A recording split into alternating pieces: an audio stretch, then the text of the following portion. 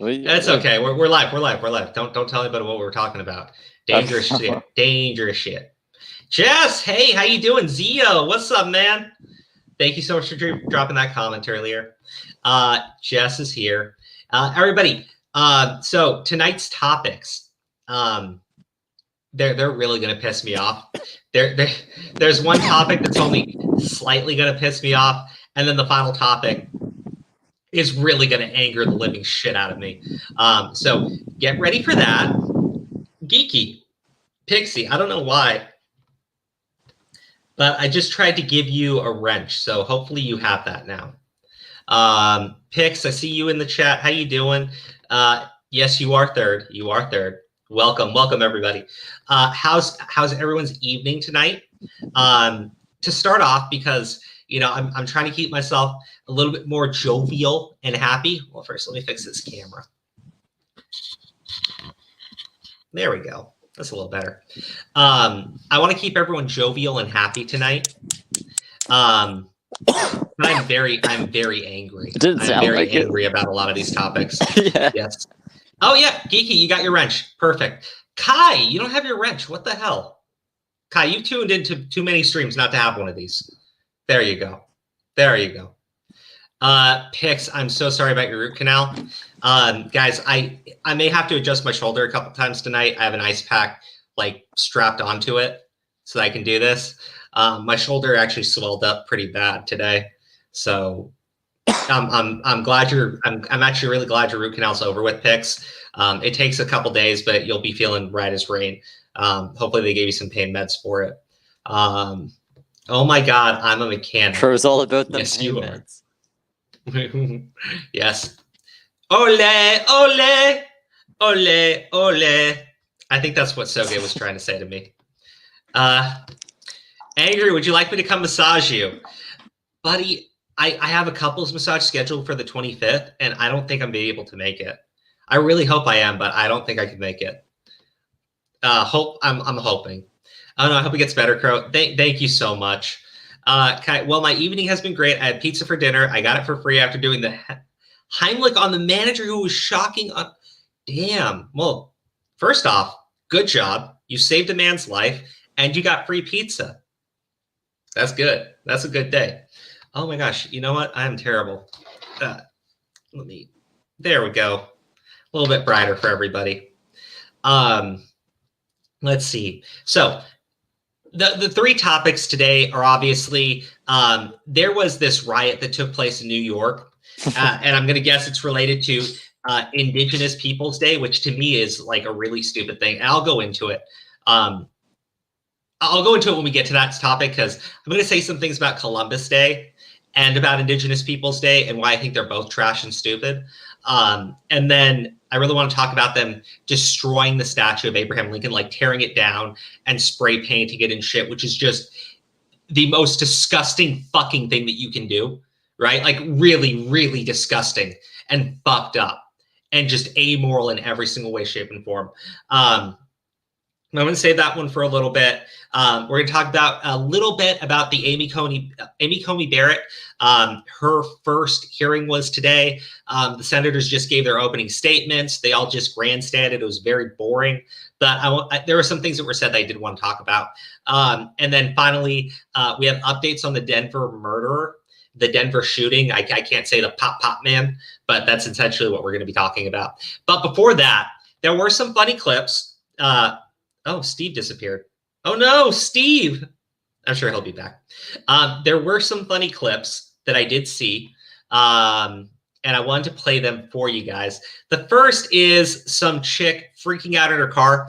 I only saw it. I never listened to it. It's only 13 seconds long, but I'm sure it'll be fun. And there's another one, a Buzz Aldrin, the first man to walk on the moon. Just... It's a good clip. You're gonna fucking like it. So guys, let's get started. But if you can do me just one quick favor, if you can go onto any of your social media, Facebook, Twatters, and just tweet out the stream, I'd really, really appreciate that. What we're gonna probably start doing here, And I'm really struggling to do it with just one hand. But tomorrow I'm going to actually be taking segments from the streams on the topics that we cover and post those as mini segments for people who can't sit through the entire thing. So we do go on for quite a bit. And I think I'll be a little bit easier for everybody. But it'll be stuck to the main topics that we're going over, not when I just pull up a random video. And I hope that I hope that you guys all like that. But please like the stream, retweet it, subscribe to the channel if you're not already. Anything you can do to help out. And of course, Steve DeLive's channel, he broke 1,000 subs. Congrats again, buddy. If you can, I haven't lost them yet, so it's good. Yeah, if you can, our channel is really a streaming channel at this point. But Steve does really good videos.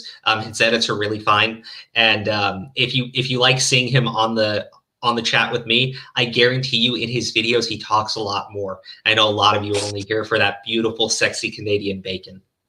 All right, let's get going. I'm really struggling to do it with one hand. Indigenous Peoples Day. Whatever happened to Native American Heritage Month declared for November since 1990 by Bush Sr.? They don't give a shit about that. Ty, they don't give a shit about that. They're righting the wrongs. They don't give a shit about that. They don't give a shit about that. Okay, all right. So let's pull up this first video. I haven't watched it. Apparently it's this chick freaking out in her car. And these videos tend to put me in a good mood. And that probably makes me a terrible person. I don't think I've seen this one yet, but I've seen that there's a new liberal car for goat thing. I know. Why are they always doing this in their cars? Holy shit! Holy shit! From dropping her kids off somewhere. I'm turning that down. Let's start from the beginning, guys. I'll get some music playing for y'all. Just 1 second here.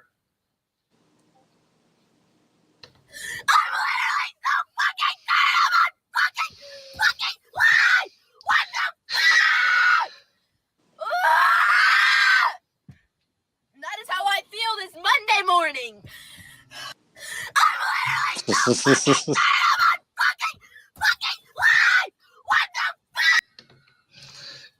I'm sure Trump has everything to do with that. I think it's about the hearings for Amy Coney Barrett. Like, they have people convinced that woman's going to go into court, become the justice, and abortions become illegal all over the place. And she's going to remove people's health care, all this shit, right?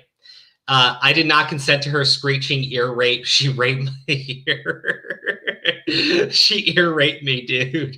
Yeah, that was pretty bad. Wow, what the fuck? That was like scary. Why are they always making outrage car videos? I don't know. They do go viral, so maybe that's the thing. Like, maybe they're just like fucking around with us. They don't actually care about any of this shit. Steve, do you think that's likely or no? I don't think they care about anything, dude. I know, right? I don't think I'm starting to watch these videos now, and I'm just like, you know what? I think we're all being played. I don't think these people actually care at all. All right, there we go. Is that volume good for you, Steve? Yeah, that's fine, and I like that. I'll turn it down just a pinch. There. All right, there we go. Some chill music. Now, this I really loved, okay? And now, I want to preface this by saying that, generally speaking, I don't like situations where someone just decks another guy, right? But when I see some... Yeah. I don't know. Did you go? Yeah, you'll see it. You'll see it. But when I see some fucking millennial prick, right, harassing a legend like Buzz Aldrin, who is very much trying to avoid the guy, walk away from him, go to his hotel, and the dude just keeps getting in his face, questioning his honor, questioning his integrity. Conspiracy theories are fun for me. They really are. I like hearing about them. I like seeing all the fucking mental gymnastics people take. But go fuck yourself if you're going to do this fucking, they faked the moon landing, to the point where you go up to Buzz Aldrin and demand that he swear on the Bible and call him a coward and a thief. At that point, I am I am more Maybe than he happy just to doesn't see like you the get Bible. decked. Yeah. Oh, hold on. Did you see the outrage over Bill Burr's stand-up on SNL?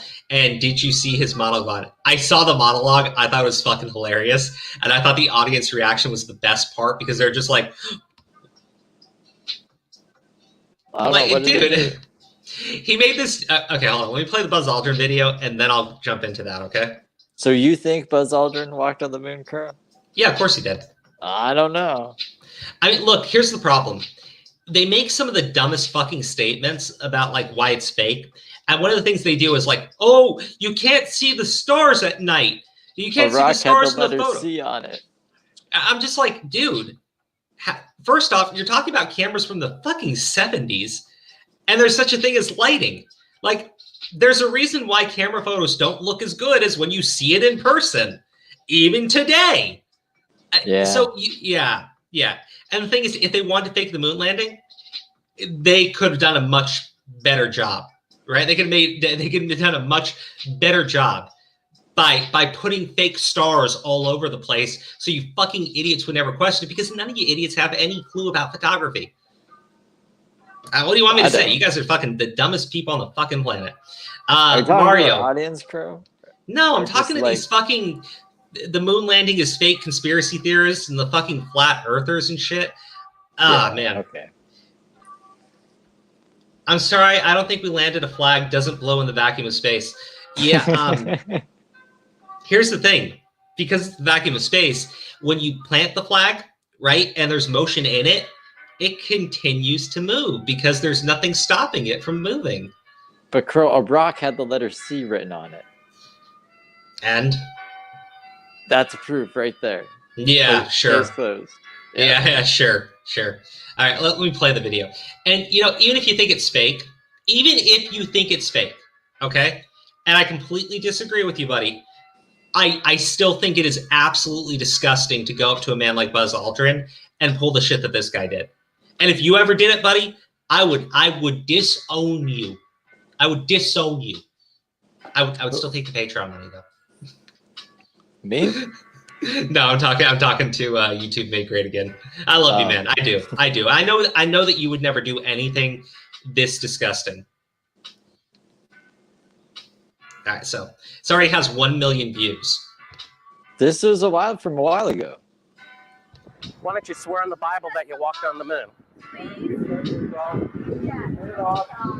Why don't you swear on the Bible that you walked on the moon? You tell him to get out of here. This is a hotel. We'll call the police. We pay. Come on in. Hey, Kenny, how you doing? You like Why that? don't you swear on the Bible that you walked on the moon? It doesn't, sir. I don't have nothing to do with this. But Okay. you cannot solicit on this. You're the one who said you walked on the moon when you didn't. Calling the kettle black, if I ever thought of it. Saying I You misrepresented get myself. away from me. You're a coward and a liar and a thief. Boom! Oh, I love it.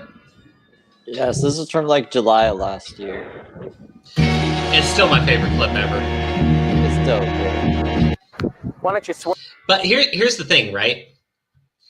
His wife is literally trying to pull him away in the video, right? The entire time. And the moment this dude calls him a coward and a thief, she just lets him go. She's just like, okay, you deal with it, bitch. I love that. Like, if you really feel like they faked the moon landing, I disagree. But like, It seems like a lot you don't do shit like that. to fake than to just do it, right? Like a whole bunch of scientists and mathematicians and a whole fucking team of people did a whole bunch of shit to get people to land on the moon. It seems like that'd be a waste to just be like, okay, we're just gonna pretend now. When we launch the rocket, we'll just pretend. One punch! Yeah, he definitely had it. Here. And I would never do something like this. My uncle would rise from the dead to kill me. Good job, man.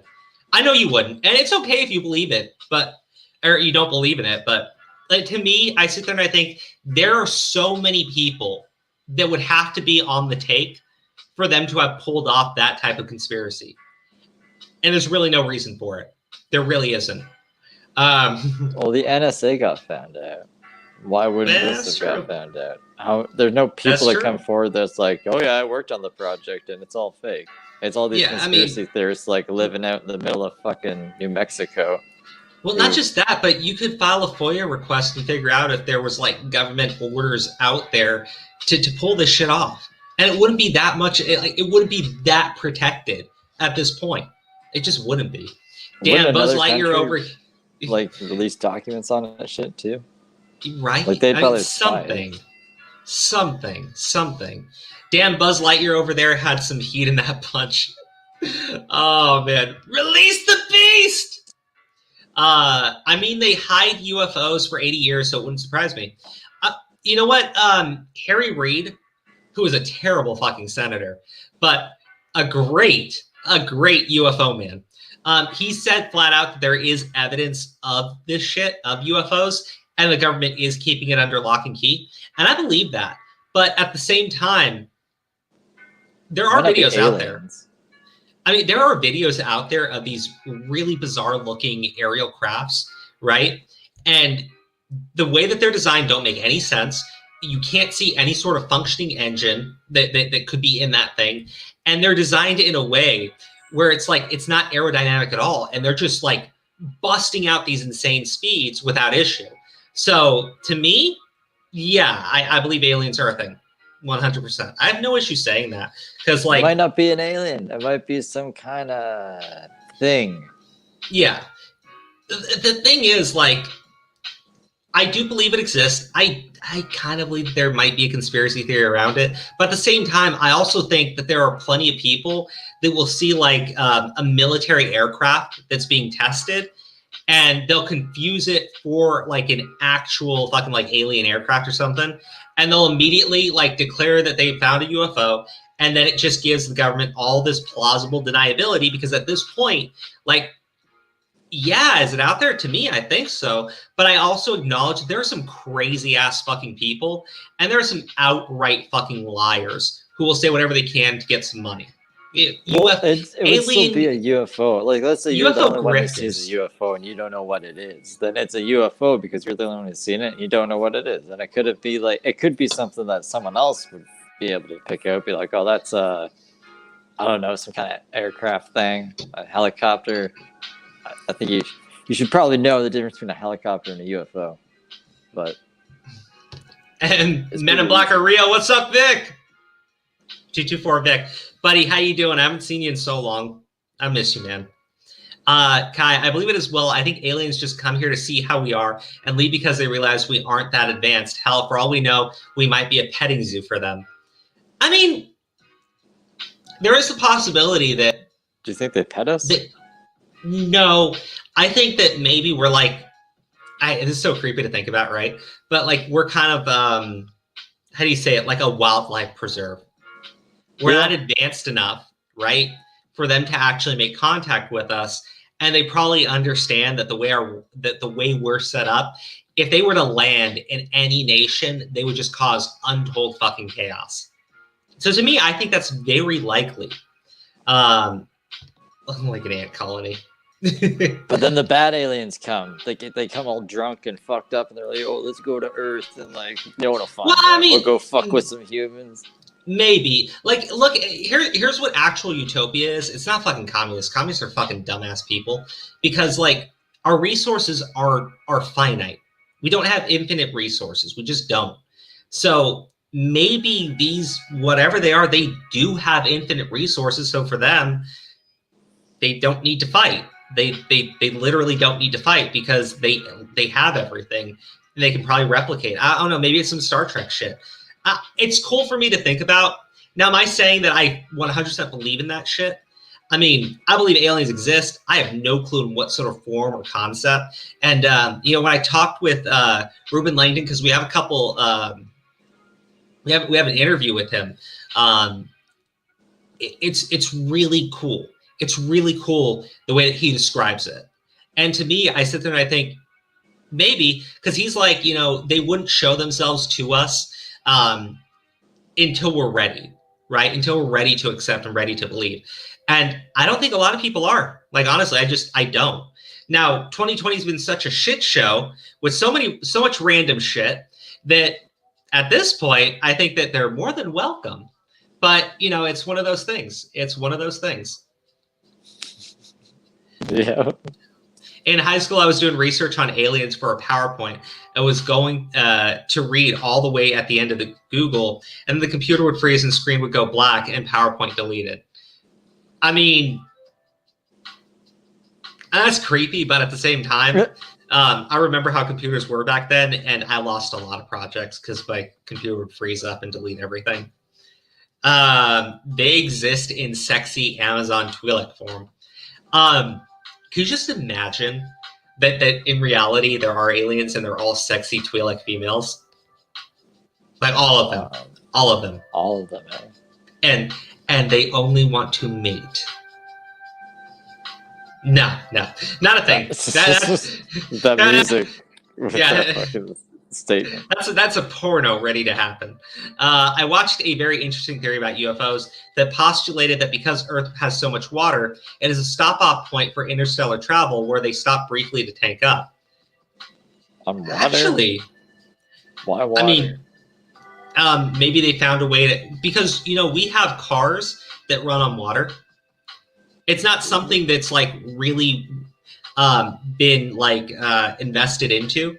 It's not something where there's like a ton of research into it, right? It's not like a mainstream thing, but it is possible to run on water with a specific type of engine. So yeah, but maybe we still have finite water as well. We can't be using up all the water. But I mean, how much water would they really need? And maybe it's not in the water. Maybe it's the salt. The salt? I don't even know. Either way, you don't know. Like, that's the thing. You know, we the need problem water is to live. You don't want to be putting it in cars. My thing is, you know, when it comes to actual space travel, to actually get there, right? To actually get there, it's got to be something that we have never thought to do. It's got to be something that is just so out there that we haven't wrapped our heads around it. And maybe it's something as simple as fucking water. I don't know, but it's so cool to think about these things. And, you know, it's kind of like, you know, J.J. Abrams has like the mystery box, in which the mystery of what's in the box is so much cooler than what's actually in the box. So it's just so much fun to think about this stuff because you just don't know. Really like you have no clue. Box. Mystery boxes are fun, but when you find out what's inside them, it's very boring. No? Call of Duty mystery boxes? What is wrong with mating? Well, not like those. What is wrong with mating aliens at Crows of Judgment? You don't want them to probe you. Yeah, no, I definitely don't want that. No. Isla Secura for the win when it comes to sexy Twi'lek females. Our world is 75% water and only like 10% is drinkable. That's true. I mean, I'm just saying, you like, could make the other 75% drinkable if you really tried hard. I mean, yeah, you can like desalinate the water, but anyways, it's cool to think about. It's cool to think about, but beyond that, you know, until something else occurs, right? You know, with the way media is set up right now. Sorry, not really media, but our flow of information is so vast, right? It's very hard for something to just happen and somebody to like not have a smartphone on them and record it. So I think that, you know, as the flow of information continues to be, you know, freer and freer, you'll just see more things that you never thought you would see. Anyways, we got to jump into the Bill Burr thing. So, Steve, Bill Burr is like a really famous comedian. You do know who he is, right? Yeah, I've seen his Netflix specials. I didn't know he had a new one out. No. He was on Saturday Night Live. And so he was the guest. He did his opening monologue, and he was telling a bunch of like jokes. And he made jokes about like people don't want to wear masks. And one of the jokes he made was like about Gay Pride Month. And he's talking about how, you know, why do they have a whole month? They were never slaves. And the joke is like, what is like, he points out that they have like a whole month of June where it's sunny out. And, you know, Black History Month is in February where it's cold. The days end early. There's only 28 days of it. And he's like, they were actually slaves. They deserve a better month. Why did the gay people get all of June? And Dude, so it's true. What the fuck? I know, right? I actually, that's the thing, right? To me, were there terrible things that happened to homosexuals in this country, people on the LGBTQ whatever spectrum? Yeah, that's true. There was also very fucked up shit that happened with the Irish. And there were very fucked up shit that happened with Japanese during World War II, where we threw them into internment camps. There was terrible shit that happened with the Chinese that came here. So I sit there and I think all of the country. Now, my point is, any outside group that's come into this nation has been persecuted until at some point people, for the most part, stop. Now, does that mean racism and bigotry doesn't exist? It still does. Do I think it's like everywhere? I really don't. But like same thing after 9/11, right? Arabs had to deal with this shit. It's happened to literally everybody who's not in like that majority group. But then they become accepted. Like at this point, you know, Black History Month's different for me because that's actually learning the history. And I think that's great. But you're gonna have like a whole month just celebrating being gay and shit.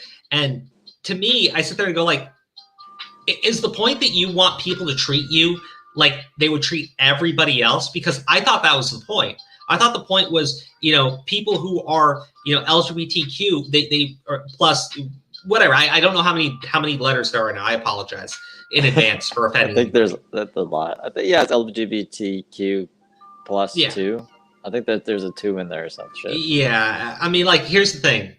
If you want to be treated like you're the same as everybody else, and you want the respect that everybody else gets, it's a little bit fucked up that you're taking an entire month to celebrate yourselves. Like, to me, I sit there and I go like, okay, so you don't actually want to fit in with everybody. You want to be special. And it's okay. Everybody wants to be special, but like, we don't give a fucking month to everybody who's persecuted. Like, can you imagine an Irish Pride Month? It'd be fucking ridiculous. But we persecute the shit out of the Irish. There were signs that hung up on businesses. I mean, there were signs that hung up on businesses. Irish and Black need not apply. They treated Irish people like fucking peasants in this country. They did the same thing with Chinese. They threw because St. Patrick's Day is the merch. Dude, that's fucked up, but that's funny. It's not fucked up. I'm down for this. But you know, actually, hold on. Because this is from Ty. As an LGBT man, can I rant on how annoying it is that we celebrated Pride in June and July this year, and now I am seeing Coming Out Month, uncomfortable pandering much? It is. It is. Like I'm not trying to say like I want to treat people that are different from me for whatever reason. I want to treat them as people. I don't want to have a whole month where I just lift you up on my shoulders, go, yeah, you're so special and great. Like, to me, I look at it and just say, go fuck yourselves, man. Like, seriously. At this point, like, were you treated poorly in the past? Absolutely. In this country? Absolutely. Gay marriage was only made legal some time ago. And even before that, the group that was, like, fighting it wasn't even fighting the idea of gay people. They were just fighting the idea of marriage is a religious institution, and that was their whole takeaway from it. They didn't want it to affect their religion. And hey, man, I'm Muslim. Believe me, there are some really hard fucking core religious zealots when it comes to Islam. I ain't that way at all, and it makes me very uncomfortable talking to some of these people. And you know what? I've had family members who feel that way. I don't have issues with these people at all. Crow, please put the SNL Billboard model. I can't, buddy. It's going to get clipped. I'm sorry. I really want to, but it's going to get clipped. Oh, we don't get to actually watch it? No, it'll be clipped, buddy. It will. That's okay. Yeah, I wish. If anyone wants to post a link, I'll highlight it. If you guys want to post a link to it so people can watch it later, we should do that, though. Okay, anyways, you know, my point is, at this, where we're at right now, I don't think we should have a Pride Month. Like, if you want to have a Pride parade, like, of course, like, whatever. Like, that's, to me, whatever. Like, everybody should celebrate who they are. I have no issues with that. But, like, if you want to have a whole month about celebrating yourselves, you know what? At a certain point, it's really not about equality with you people, and it pisses me the fuck off. I know someone's going to go, what do you mean, you people? I'm talking about these assholes who talk about how they just want to be treated like everybody else, so they just want to have equality like everybody else. But also, they need all these special standards. They need all these special protections. No, you're another fucking human being. I'm going to treat you like I would treat anybody else. And I don't have an entire month where I celebrate the fucking Chinese guys that live here, and the Chinese women that live here, that were treated like crap back in the past. I don't do a whole month where we talk about how we threw Japanese people in internment camps. There were bad things that have happened in our history. We don't do those things anymore. You know, I don't want to hear about how, there's so much gay bigotry amongst the right. Dude, Trump held up the gay pride flag and made the RNC clap for it. I don't care if you hate Trump. I don't care what the publicity said. The dude got the Republican National Convention to clap for the gay pride flag. Enough is enough. You're not being persecuted. You're fucking full of shit. Enough is enough. That's my thoughts on this shit anyways. So Bill Burr makes that joke, and they're all offended. They're all up in arms. And I just sit there going like,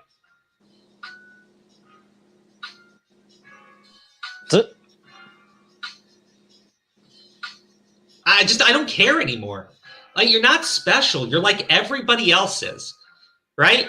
Like, I've talked about the shit that happened to me growing up because I was Arab, because I was Muslim. I literally got called Andrew Anthrax, right? And they would call my fucking house and threaten to murder me, right? I don't sit there and talk about how we need an entire month celebrating the brave Muslims. I don't know. No, absolutely not. I want to be treated like everybody else is treated.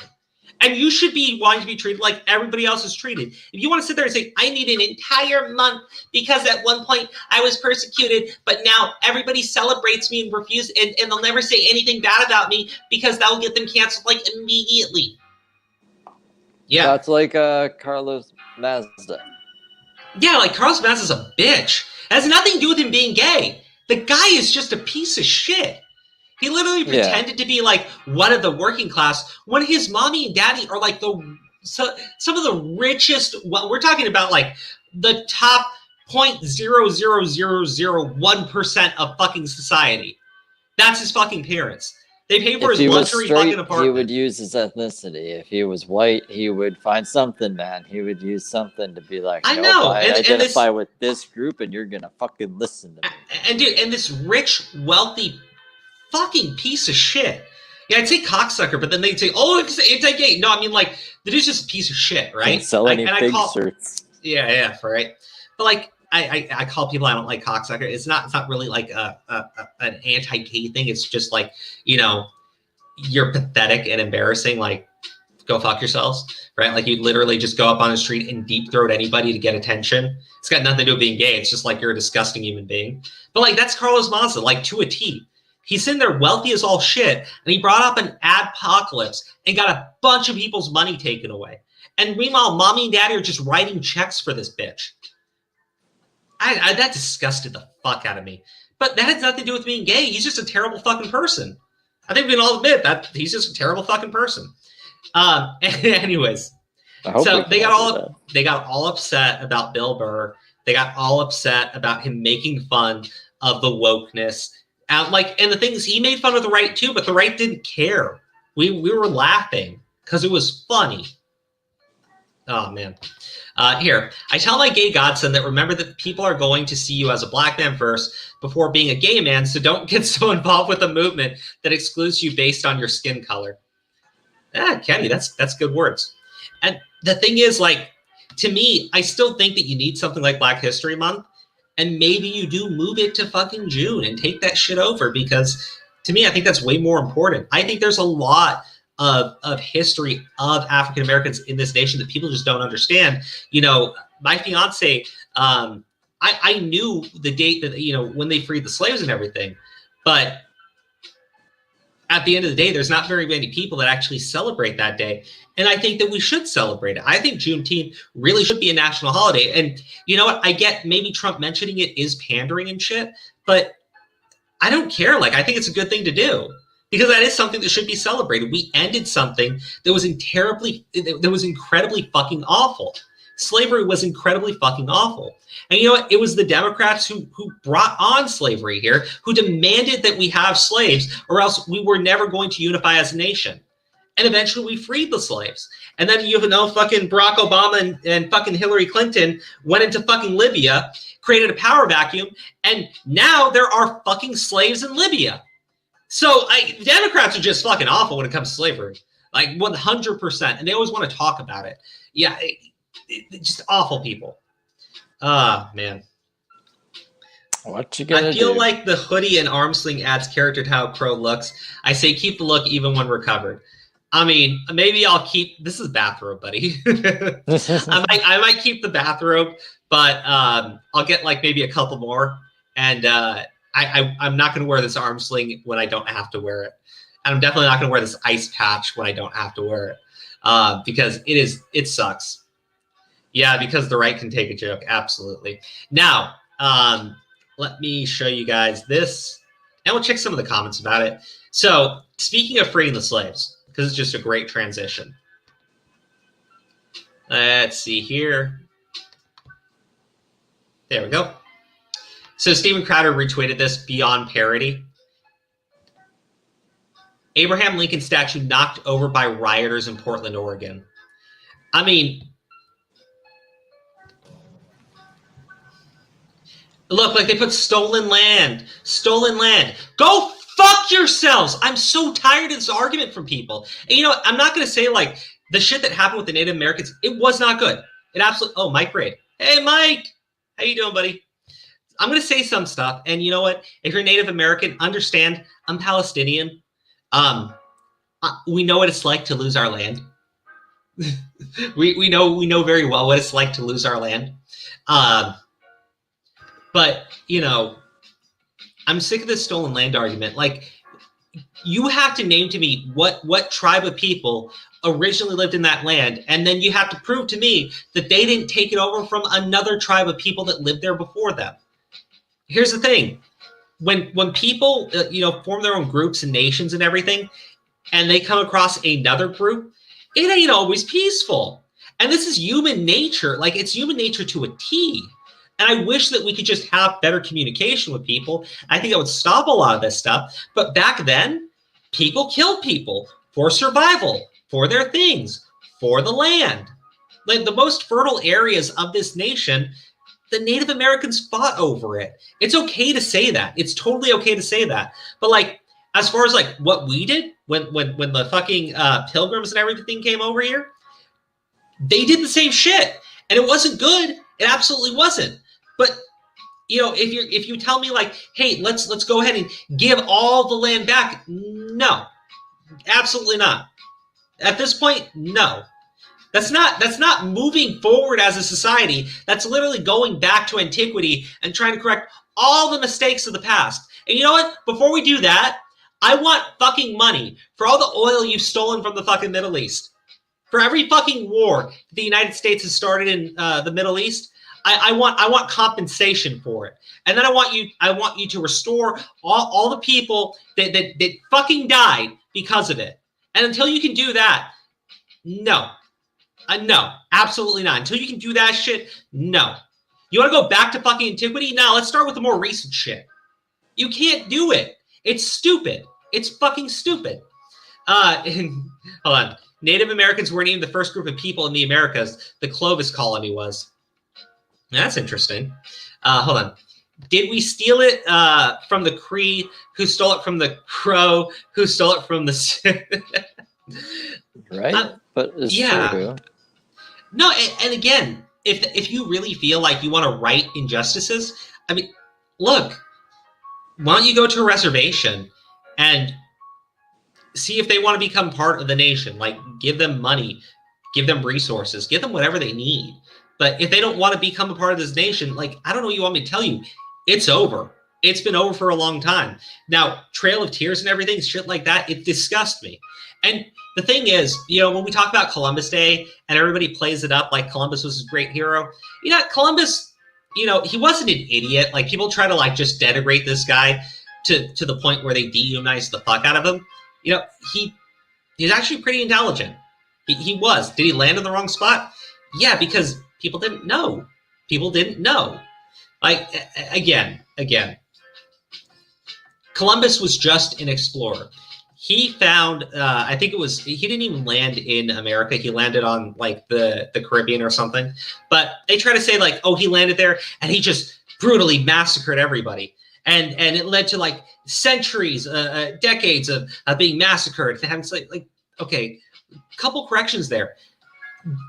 The thing that wiped out the overwhelming vast majority of the native population when the Europeans arrived, it's actually not physical contact. It's the spreading of disease. That was it. And I don't want to hear about the stuff. Oh, they gave them blankets that were clearly diseased. Yeah, the Europeans didn't know that. They didn't know that they were spreading fucking plague here, because to them, they had all of these diseases and they had just gained antibodies to it. When they came into contact with people who did not have those antibodies, they died. It's terrible. It's really awful. But is it malicious and evil? It really isn't. Now, is that to say, like, there weren't terrible, awful people that existed back then that absolutely took advantage? Yes, 100%. And we should remember those figures and explain in detail why they were awful. There were people that treated these people as slaves. There were other people that wanted the slavery to be ended. History is gray. It's never black and white. And I'm so sick and fucking tired of these people that sit there and go like, oh, it's all black and white. You were either good or you were either evil. It doesn't work that way. It just doesn't. Because for the most part, people aren't black and white. And I don't mean like the color black and white. I mean, they aren't just good and they aren't just evil. There are nuances. There's a gray area. In fact, a lot of the native tribes would find other tribes and kill them or sell them to the Europeans. There were some tribes that allied with the Europeans to take out other tribes that were attacking them. What do you do about that? Sure, like when they came here, just shit went like crazy. Hold on. Well, actually, during the Trail of Tears, the U.S. Army gave blankets they knew were contaminated with smallpox to the Indians, but that was an egregious example. My point, Dax, is like, that is during the Trail of Tears. I'm talking about when the Europeans first came to the Americas, right? They didn't know that they were spreading disease here. And that led to the vast majority of the native population dying out. So then when Europeans started to explore even further outwards, they found all these fertile lands that were abandoned because everyone had already died. It's awful. It really is. But like, I mean, I don't know what you want me to say. Like, there's nothing you can do there. There really isn't. Now, when you bring up the example of like the U.S. Army later on during the Trail of Tears giving out smallpox-infected blankets, that did happen. That's fucking awful. The truth is the U.S. government has done awful, terrible things. It really has. And we do our best to rectify those past injustices. But you cannot do it by just saying, well, we're just going to sign a check and we're just going to give you all this land back. There are people living there now. You're not giving away your own land. You're giving away people's homes. And you sit there and you think like that's justified? No, it's not. It's not. I'm not with this whole sins of the father bullshit, right? I'm not going to play that fucking game with people. Man, you can really chill twerk to this background music. Yeah, it's pretty good. Actually. It's nice.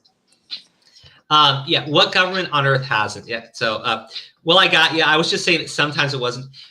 Dax, I completely agree. And those are the instances we have to call out. So again, when I see people celebrate Columbus Day, I sit there and I go like, you know what? You do need to acknowledge that there were some really horrific, bloodthirsty Europeans that did exist. But then I look at Indigenous Peoples Day and they sit there and they portray all Europeans as being these evil genocidal maniacs and all the native people, they were just peacefully living. I'm done with both of you idiots. It didn't work that way.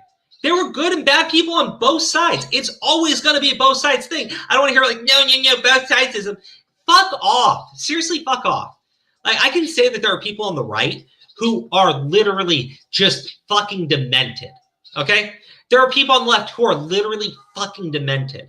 But then you talk to these people on the right, it's like, no, everybody on our side's good. You talk to people on the left, everybody on our side's good. They're all evil. Yeah, no. I'm not playing those games. I really hate it. I think that you dull your fucking wit down when you go ahead and do that shit to people. Oh, man, it's really disgusting. But, like, hold on. Trust me, as a Native American, I do not support the idea of stolen land or reparations for anybody. I mean, Dax, thank you, right? But here's the thing. If you wanted land back and you wanted reparations back, I wouldn't even blame you for that. But it's this idea that doing that is somehow going to solve everything that happened. You can't. You can't solve for that. It was terrible. It was awful. And nothing would make it right. Nothing would. You live in a society now. We all have to just come together, call out the bad things, and move forward together. We can't sit there and go, you know, when you talk about reparations and everything, especially with the Black community, reparations are brought up literally every 4 years. Every 4 fucking years, they bring it up as some sort of carrot on a fucking stick. And I just, that's not, you're not solving anything. You're not giving people anything. You're not helping people in any way, shape, or form. You know, and you know, I really wish that there was a way that, you know, people in the United States could rectify the situations of the past, but you can't. And you know, every single nation has that issue. You're not going to find one, like maybe you'll find one, but like the overwhelming vast majority of every nation on this planet has committed some sort of atrocity. So I don't know what you do. Hold on. I disagree. I was not harmed. My family was not harmed. That happened to my ancestors generations ago. How does that affect my life at all? Well, Dax, what I'm saying is the things of the past that did happen, there is no rectifying that. There's no making that right. Like, how do you make right people dying? Like, they're dead now. It's tragic. And the only thing you can do is learn from those mistakes and try not to repeat them. But if you go back and you try to like destroy your history, you're going to make those same mistakes because no one's going to fucking know what happened. You had that dumb bitch, Trisha Paytas, who's talking about like how she doesn't understand what Hitler did. Like, and she says like she literally said she didn't understand why Hitler was like a bad person and shit. And that just doesn't make any sense to me. But these people don't understand history. They don't care about history. They just sit there and they go like, this part's good, this part's bad, these people are good, these people are bad, white supremacy, yada, yada, yada. I fuck. Seriously, just fuck. But, you know, you watch this shit, right? And look, they spray painted his hands red because he has blood on his hands. Go fuck yourself. Abraham Lincoln did so much for this fucking nation. And these fucking weirdos have done absolutely fucking nothing. Nothing. And they could spend collectively, as an entire group, their entire fucking lives, and they will never come anywhere near this man. But to tear down his fucking statue, you are disgusting fucking degenerates. Well, it was stolen land. It was stolen land. Go fuck yourself. Repeatedly with a rusty fucking screwdriver. This is disgusting. I think they should have. This is fucking disgusting. Classes. The thing is, you know, you look at history now, and it's so fucking political. I remember when I was in community college, right? And I went through U.S. history in high school, and you know, they had that whole thing about the big switch. And then I went to community college, and I had a different professor who believed that, you know, all the Republicans today are evil and all the Democrats of the past were evil, but now they're good because the party switched sides. But both these idiots were telling me different ways that they had switched sides before. And I'm sitting there going like, okay, so I look it up and I find out that no, the same senators who were Republicans remain Republicans. The same senators who were Democrats remain Democrats. The first, it's ridiculous to me. Now, does that mean like that the right hasn't done bad things in the past? No, they fucking have. They absolutely have. Does that mean that the left has done all good? Absolutely not. We see them do terrible, disgusting things to people. Yeah, I don't both know. parties. That's the thing. There's been evil on both sides. And you have to be willing to call that out. Like, especially, you know, the religious right offends me as a human being to like an insane degree. The things, not the religious right of today who are like weak and ineffective and can't institute the policies that they even want, right? I'm talking about the ones of the past who were moralizing, who grandstood over people. Like, just no. Just fucking no. Like, I can call that shit out. I can say, like, the religious right in the fucking 60s and 70s and shit, fighting against the civil rights movement, disgusting people, 100%. But, like, to act like it was just the right wing. Dude, Joe Biden in the 70s said he was against segregation because he didn't want his children to go to a racial jungle. Are you fucking kidding me? The dude's a lifelong fucking Democrat. For segregation then, right? He was against segregation. Because Isn't he didn't want his separating people by race. Sorry. For segregation. Sorry, I'm guys. At this point, I am on my pain meds, so forgive me if I but that's why I'm here to make sure that you're not saying thank you, Steve. Thank you, Steve. Yes, Joe Biden said that he was against the idea of bringing all children of all races into schools together. He wanted to keep schools racially segregated because he didn't like the idea of his white children, one of which who became a coke-addicted fucking prostitute or whatever. He didn't want his white children. Yeah, he doesn't want his children, his white children, to have gone to school with black children. That's a fucking racist to me. But, like, he's a Democrat too, so, like, again, both sides, man. The fucking KKK was founded by the fucking Democrats, and they're still fucking Democrats. Fucking Richard Spencer, the fucking alt-right guy, he endorsed Joe Biden. Why? Because he thinks that the right is too ineffective in getting what he wants. Because you know what? That man hates the Jews more than he hates anybody else. And so when Trump, who has Jewish grandchildren, is going out there and being super pro-Israel, that man fucking hates him. And he'd rather support Joe Biden because Joe Biden will institute racist fucking policies. Why? Because the left is like convinced because of shit like critical race theory that they're fixing the problems. You have fucking students in college who think it's okay to have black only spaces. Well, guess what? If you have black only spaces, you're gonna have white only spaces. And it's disgusting to me these idiots do that. Yeah, we should all just get along. Hey, you leave the creator of the internet alone. I'm completely serial. Why are you guys talking about Al Gore? He is protecting us from Man Bear Pig. It was actually the Democrats who were against the civil rights movement. I mean, like, dude, some of the highest members of the KKK were Democrats.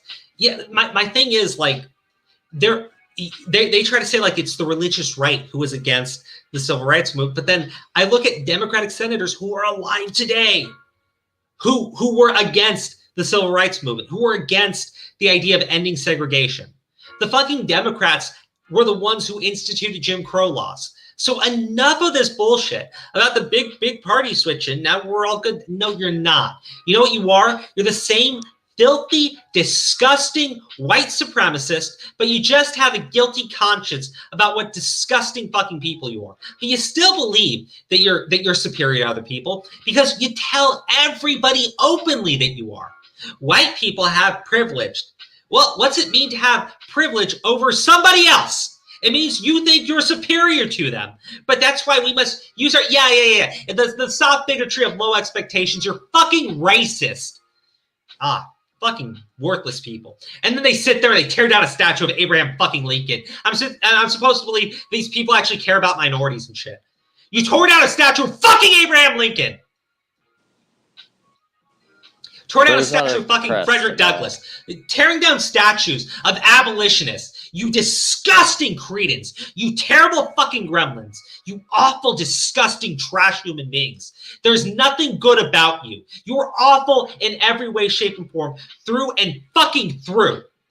Not a single goddamn thing about you is noble, is pure, is anything worth respecting, idolizing, or looking up to. Oh, man. And I'm not trying to say like this is everybody on the left. No, I said it last stream. There are people on the left that I have plenty of civil conversations with, and I do like these people. I really do. But I look at this shit. I'm like, you need to call that out. You need to call that because not the fucking right tearing down statues of Abraham Lincoln, tearing down statues of Frederick Douglass. That's the fucking left right there. That's these filthy fucking communists. Go fuck yourselves, you fucking idiots.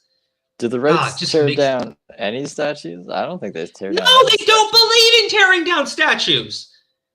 Like, dude, and the right is kind of stupid about it, right? Because they sit there and they defend Confederate statues. Because they want all these statues to remain because it's part of their history. To me, I'm okay with Confederate statues being removed, placed somewhere else, and you could just, like, have a thing there instead, like a memoriam or something that explains what the statue was, why it was there, and the terrible things that these people did. I'm okay with it. I think that's a better solution than this shit. And then you could put a thing at the bottom saying, this was a bad man. Yeah, but they sit there and, like, they tear down a statue of Abraham Lincoln because they sit there and go, well, Abraham Lincoln did all of these other things, and he wasn't, like, pure enough. Like, for his time, Abraham Lincoln was assassinated for doing what he did. He gave his life. He gave his life for what he believed in, and he believed in ending slavery. So go fuck yourselves, you terrible fucking people. Anyways, Steve, I know you're Canadian. But but do you have any kind words to say about Abraham Lincoln? I mean, he seems pretty cool. I would have brunch with the guy. I'd probably drink some milkshakes with him. Can you imagine getting stoned with Abe? Yeah, I get stoned with Abe. Seems like he seemed pretty chill guy. Oh, dude, he totally is. But that's my thing, right? You do. Oh, Grim is an hour late. Hey, buddy, how you doing? The 16th president did so much for minorities, and the fact that they do this to the statue just pisses me off. And let's just be very clear, Geeky, and to everybody here, because, you know, I'm not going to make it a secret. I'm voting for Trump on November 3rd, 100%, because of these assholes, because of the shit these assholes did. But no, Grim, we're still going, buddy. This is the first topic. The thing that pisses me off when I see this shit, right? And I think about stuff that Trump has said. Trump said, I've done more for the black community than any other president except maybe Abraham Lincoln. And to me, I sat there and I said, you know what? Trump, suck a fucking dick, dude. That is disgusting. Abraham Lincoln is a giant, and nobody is ever going to come up to that man. Nobody's ever going to come up to that man, period. You just can't do it. He's a legend. So when Trump made that comment, I was personally disgusted by it. I didn't like it at all, in any way, shape, or form. But Donald Trump is not tearing down statues of Abraham Lincoln. That's not Republicans. That's not vicious white supremacist militia. No. That's the left. That's the fucking left today.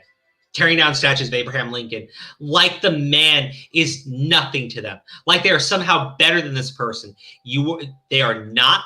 They never will be. They can spend their entire fucking lives and they will never measure up to this man's fucking pinky toe. So they have to tear down the statue. They have to tear down the statue of Frederick Douglass because these were better men than they will ever fucking hope to be. So you gotta just remove them from history, and then these guys will be the best ones in their minds, at least. I mean, that's the only thing I can think here, because, like, this is disgusting, and whoever tore that statue down, I hope you freeze in fucking hell. I really hope you do. I hope you never see the fucking light of day. I hope you get hit by a fucking car. I hope that you fall off a boat and drown because you are disgusting. I don't want to hear this shit about, oh, you care more about property. No. That man is a legend. That man stood for something. That man gave his life for something. That man fixed one of the greatest evils in this nation. And you will never be anything close to him. And that you would do this to a statue, to me, you are nothing. You are not human to me anymore. You're fucking cockroaches. Go fuck yourselves. Go fuck yourselves. Go fuck yourselves, you fucking cockroaches. Never will I ever have any sympathy for any of the people who did this to this statue. It's not about the fucking property. It is about the idea. It is about what that man fought for. It is about what so many people gave their lives to end. And these disgusting fucking gremlins who will never come anywhere close to this man have just nothing in them. Nothing in them. No soul. No fucking heart. God damn it. No fucking brains. Not human to me. I would care more about seeing a cockroach on the side of the street get stepped on than I would ever feel anything for the people who tore down this statue.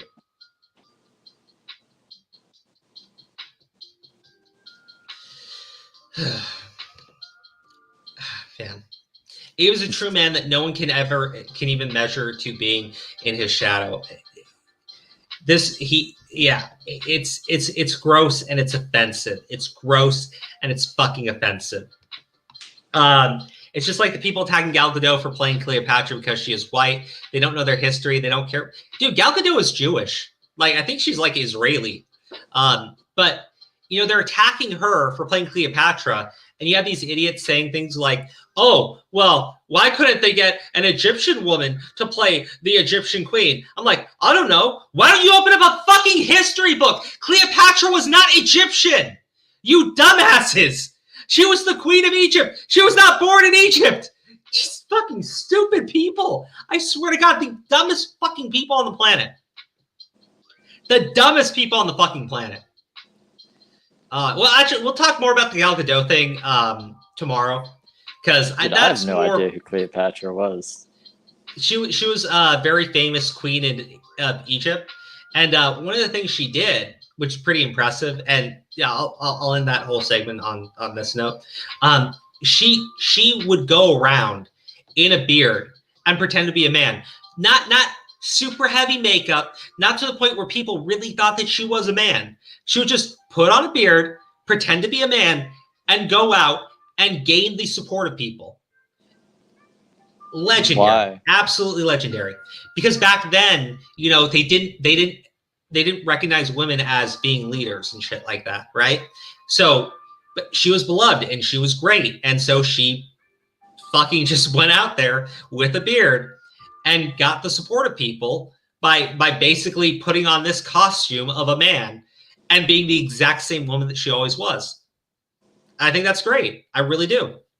But she is not Egyptian by blood.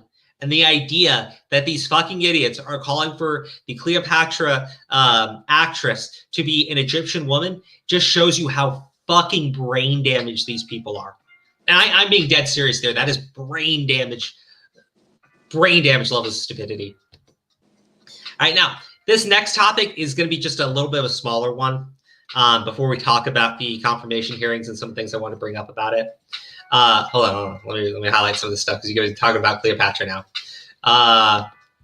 White people are not welcome in America now. Fuck anyone who says that. Not you, Grim, because I know you're joking. But, like, there are people who really believe that. She's Israeli and she served in the Israeli army. She's an actual badass. She is. She is. Yeah, if you're born in Israel, you actually have to serve in the army for like 3 years. She's one of the Cleopatras. Cleopatra also had a crooked nose. I didn't know that. Egyptian queen related to Alexander the Great? Yes, absolutely. Not Alexander, his general that took over Egypt after his death. Yes, absolutely. I wanted to say that to both those comments. Not to mention that she's absolutely gorgeous and a complete badass. She was.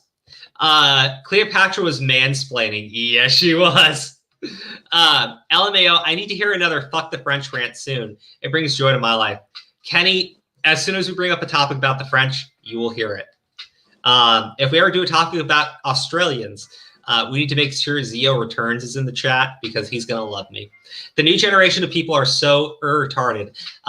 Grim, respectfully, we call them remedial on this channel. They're remedial as fuck. Crow's Judgment, you mean the nomination beat down of Barrett? I wouldn't say it's so much a beatdown because they're all just giving their opening statements, but we'll talk about it. We'll talk about it. And the opening statements to me from both sides, I get so annoyed with them because they're all kind of grandstanding. But obviously, the things that people are saying on the left are just disgusting to me. And she's hot. Okay, Soge, we get it. You want to bone the fucking dead lady. I was glad that eventually all the racist old people would be gone, but now we have morons. Bro, now you have like those fucking kids on TikTok and they hate Trump so much that they're like, Biden Harris, the establishment. Yeah, it's so cool. Like, I'm just like, dude, you guys are bitches. Like, straight up bitches. Oh, man.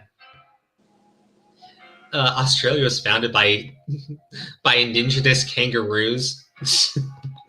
But I gave you both retard cards. Okay. Well, they're retarded then. They're retarded then. You gave me the retard card. Okay, now I want to highlight something because a lot of people have been pointing to the polls with Trump and saying like, oh, Biden's going to fucking sweep and Biden's going to fucking take it. You see these polls? Biden is polling a little bit better than Hillary Clinton, but there's a couple of things that people need to understand about that. You cannot say that you support Trump without somebody losing their shit. So there's something called a shy voter. And that's when they talk about like things like the silent majority.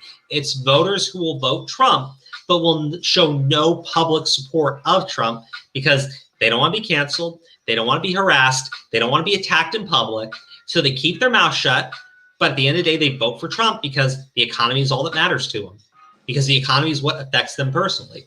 So a lot of these polls do not factor in the idea. And like there was an actual poll done specifically about, if you were speaking to a pollster, would you be honest about who you are voting for?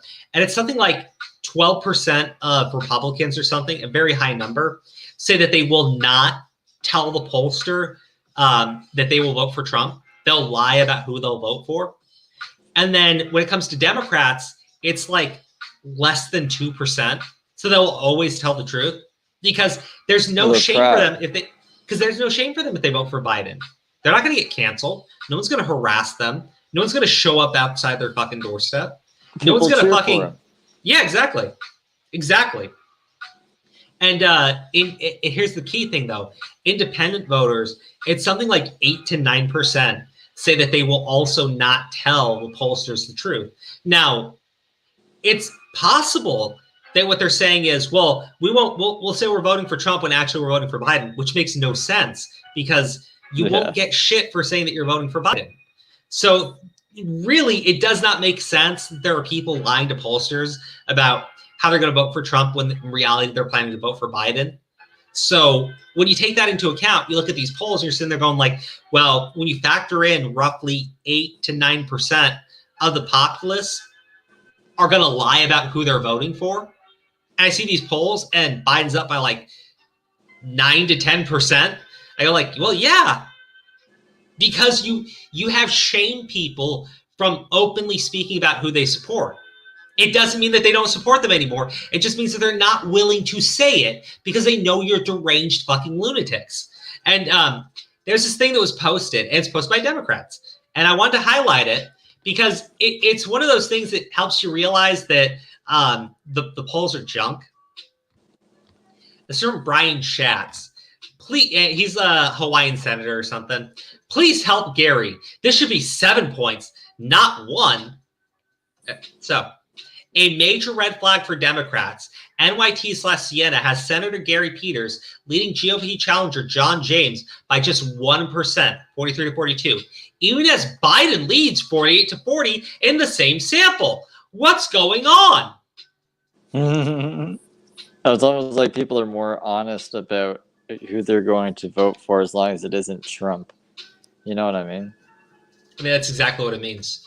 So, like, they don't get it. Like, you have people in these comment sections, like, I made comments towards a couple of them, and they're like, oh, why would you vote for Biden and not put the Democratic senator into power? That's like having a car and giving no gas in the tank.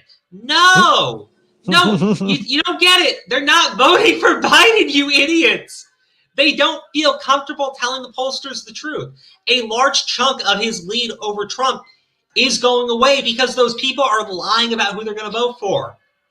And there's evidence to back that up. Now, if you want to say that's all bullshit, you're a liar, well, then you need to explain this to me. You would have to explain this to me in a way that makes sense, not sit there with your fucking jaw open in disbelief. Why are they doing this? Yeah, you're the only idiots who don't get it yet. These people on Twitter, they're the only people who don't get it yet. You shame people into not giving their opinion, and now they don't give you their opinion. They lie. They clap and they say, yeah, whatever, Biden, sure. And when they go to vote, they're going to vote for Trump because they're going to tell you to go fuck yourself. But more to the point than that, Steve, we were talking about it earlier. I'll read some of your guys' comments here in a second. We were talking about it earlier, right?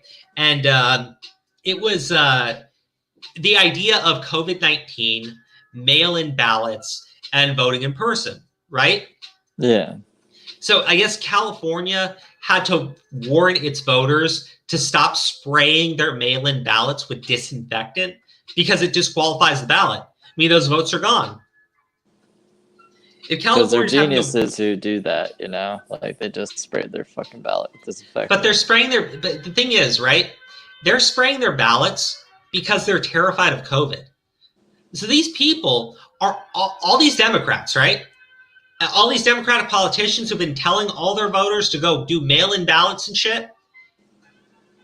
They're fucking up their own ballots. They don't know how to do them properly.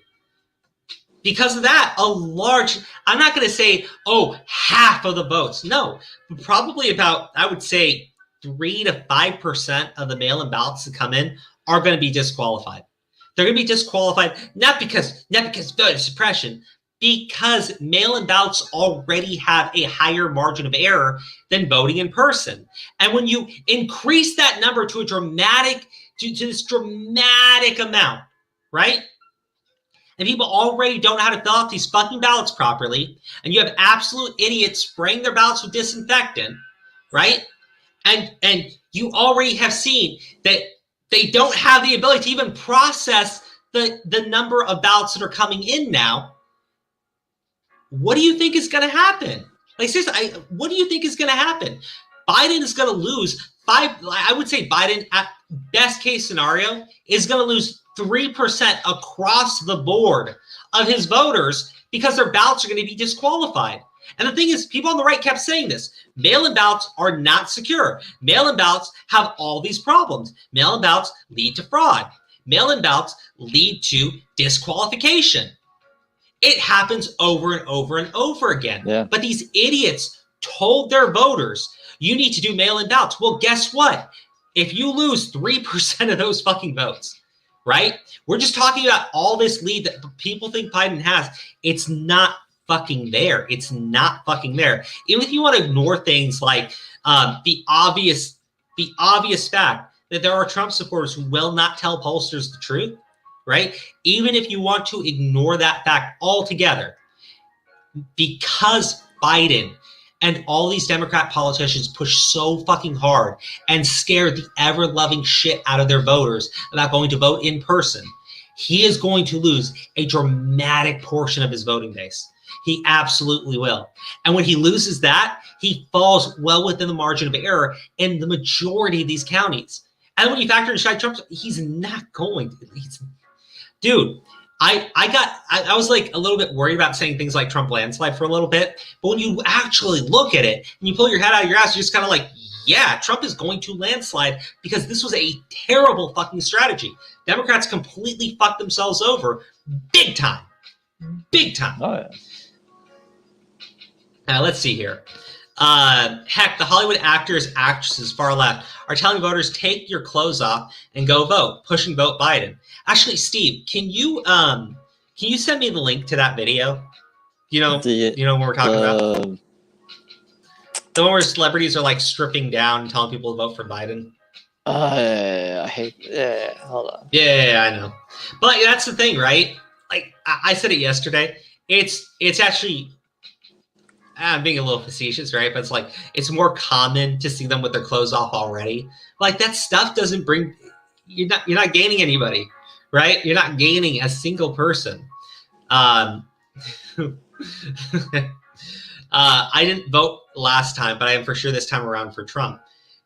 Yeah, but that's the thing. Like, Trump's support is much larger now than it was when he first took office. Now, you want to say COVID and all that other shit? Fine. Most people don't blame Trump for COVID. And if you do, it's deranged because, you know, they put out these things where they're like, 200,000 people is just, it's insane. It's insane. Well, the thing is, you had the New York Times, you had all these places run out these statistics from these health experts talking about how we could see 2 million people dead. And if we do absolutely everything right, maybe we'll see 200,000 dead. But it's very unlikely that will happen. Well, now we're at 200,000 dead. What are they saying? Oh, Trump is gross and incompetent, and if it wasn't for him, we'd have no people dead. Yeah. Go fuck yourself. Go fuck yourself. In the corner, rusty fork, go at it for an hour or so. Just dumb people. Seriously dumb people. It's like their brains only focus on what's in front of them, and they can't remember what was being said yesterday. And like, most people aren't like that. Those people remember what it was like the day before when you were saying the exact opposite shit, you dumbasses. Oh, man. Gotta say, both are bad. We can't stand for this. I mean, personally, I don't think either can. Again, to me, Trump does things that I like, but as a person, I think Trump's a pig. I really do. But we've had presidents that would pull their pants down, take their dick out, and swing it around in front of people. Wait, who did that? Ford. Really? Yeah. That crazy people would say like he didn't have the authority to do something, so he would take his fucking pants down, whip his dick out, and say, "I have the authority. This is my authority." Like, dude, we've had much worse than Trump in the White House before, but these guys just don't get it. No, he's a fascist, so we need to get power back to the establishment that did all these things that we think are systemically racist and destroyed the country. Yeah, makes sense. I was talking to this guy, and they're like, oh, Trump is a cancer that must be excised. I'm like, okay, yeah, but he's a symptom. And if you cut out that cancer and you leave back the things that keep causing the cancer, guess what you're going to get? You're going to get another Trump, and you're going to cut out that piece of cancer. And here's the thing. Eventually, the cancer's going to win, and the cancer's going to take everything over. So even by your own logic, you're being fucking idiots. What are you going to do? What are you going to do? This is the world that they want. What are you going to do? Yeah. A vote for Biden is a vote for Biden. Yeah, it's for fucking Kamala Harris, which is even more embarrassing. I'm sorry, Super Saiyan. A vote for either is agreeing with pedophilia. Oh, you mean Biden? Trump? Like, dude, people on the left and right are dumb. The thing is, Grim, yeah, all sides are dumb. I don't care. I don't disagree with you. It's just like, I have to look at it as like, who's going to cause the most damage? And it's Biden. It's 100% Biden, because at least with the media being so fucking deranged about Trump, it does halt a lot of things that Trump wants to do. But the media goes to fucking bat for Biden. So when Biden actually goes out and does some horrific shit, like declares a war in the Middle East, like when Obama went to war in Libya, right? And now we have slavery in Libya. Our media here just clapped the entire time and talked about how the only scandal in the entire Obama administration was his tan suit. Yeah, I mean, like, it's stupid. It's so stupid. His tan suit, what? Overgeneralizing people based on sides is even dumber. You got to be careful, and I do it too. Pix, but you do have to be careful about that. You missed my comment before. Both are bad because both are kiddo diddlers. Grim, look, I don't see that about Trump.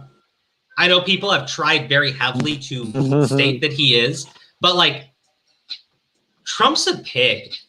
Trump wants to bang women, hot women, supermodel women. That's Trump. Trump isn't into kids. He is a pig. Do I think that he's probably grabbed some woman's ass without her permission? Absolutely. Do I think he's grabbed a woman without her permission before? Absolutely. If you told me to like look at that man, I would say, yeah, I think he absolutely does that. I think he is a perv.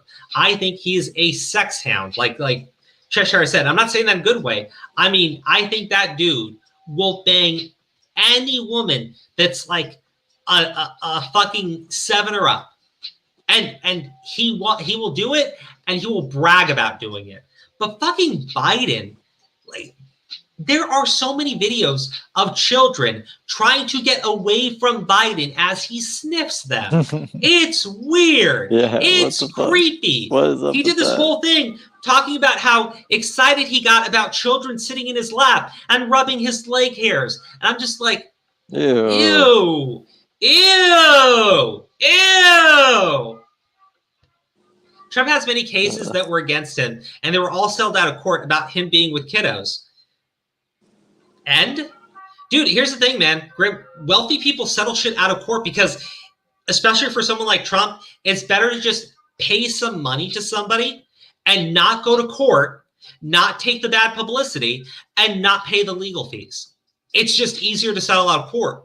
I mean, that's the case, Grim. But that's the thing. Like I say, they both are.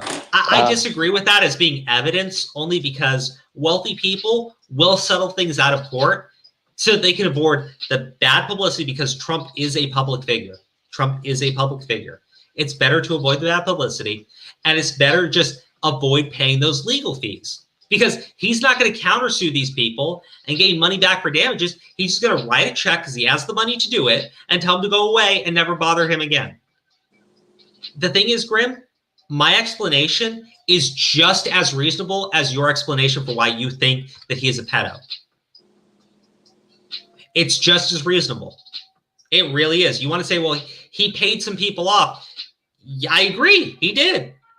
Because he wants to avoid bad publicity, and he doesn't want to pay the legal fees, and he doesn't want to have to deal with going to court. It's cheaper for him to write a check. It 100% is. Because he's a public figure, and nobody wants to be accused of being a pedo. Yeah. Pay it off so it makes it okay. All good, I hate all.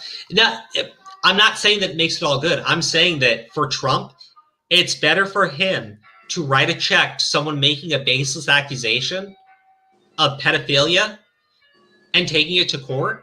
It's actually better for Trump because, dude, Grim, remember the whole stuff with Michael Jackson, right? And a lot of that shit's come out that Michael Jackson did not do most of the things that he's been accused of. Yeah. Did that come out? Yeah. Dude, you didn't see that? Yeah, the people that accused. Yeah, man, look into this shit. Michael Jackson, like, I think the dude was still creepy as all shit, but the things that he was accused of doing, the Leaving Neverland shit, they took that all back? Yeah. Dude, that stuff's all fucking fake. It is. And they're sitting there going like, look, apparently, like, the parents were like letting their kids stay there multiple times. Well, the kids, well, they're saying now that they were told from the start. Like one of the people was like, "Yeah, we were forced to say it." Like Michael Jackson is a creeper, 100%. But like, I think the dude was literally brain damaged. I think he wanted to be a child. I think that was his thing, and it's creepy and shit. It absolutely is. But the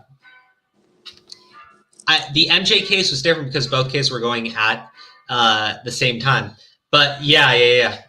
They falsified evidence for those cases. That's the big thing, Steve. So like, there's a bunch of shit about that whole Michael Jackson situation, right? And dude, Grim, I think he's a creeper too. But at the end of the day, a lot of the stuff that was used as evidence of Michael Jackson being a pedo turns out it was fake. So, but you saw what that did to Michael Jackson. So like, why would Trump want to ever deal with any of that when he can write a check for what, $50,000 and just get these people to leave him alone?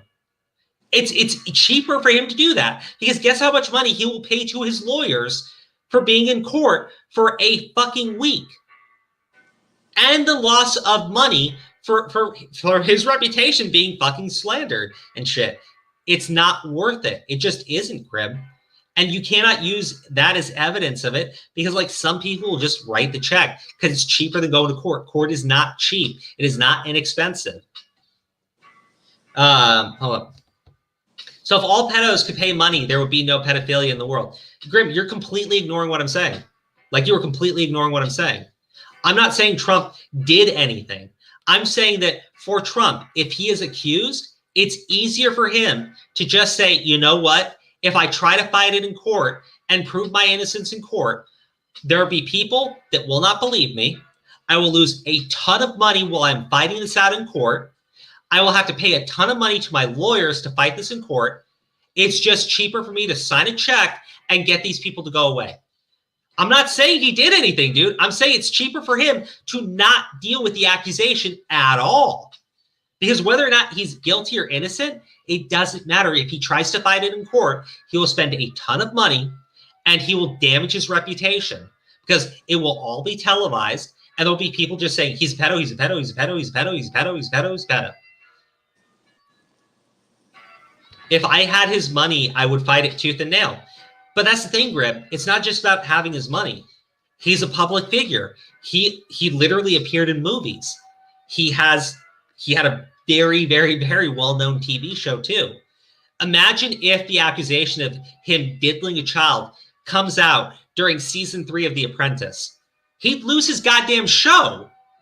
It's just cheaper for him to pay the people off to leave him the fuck alone than it ever is dealing with any of this other shit.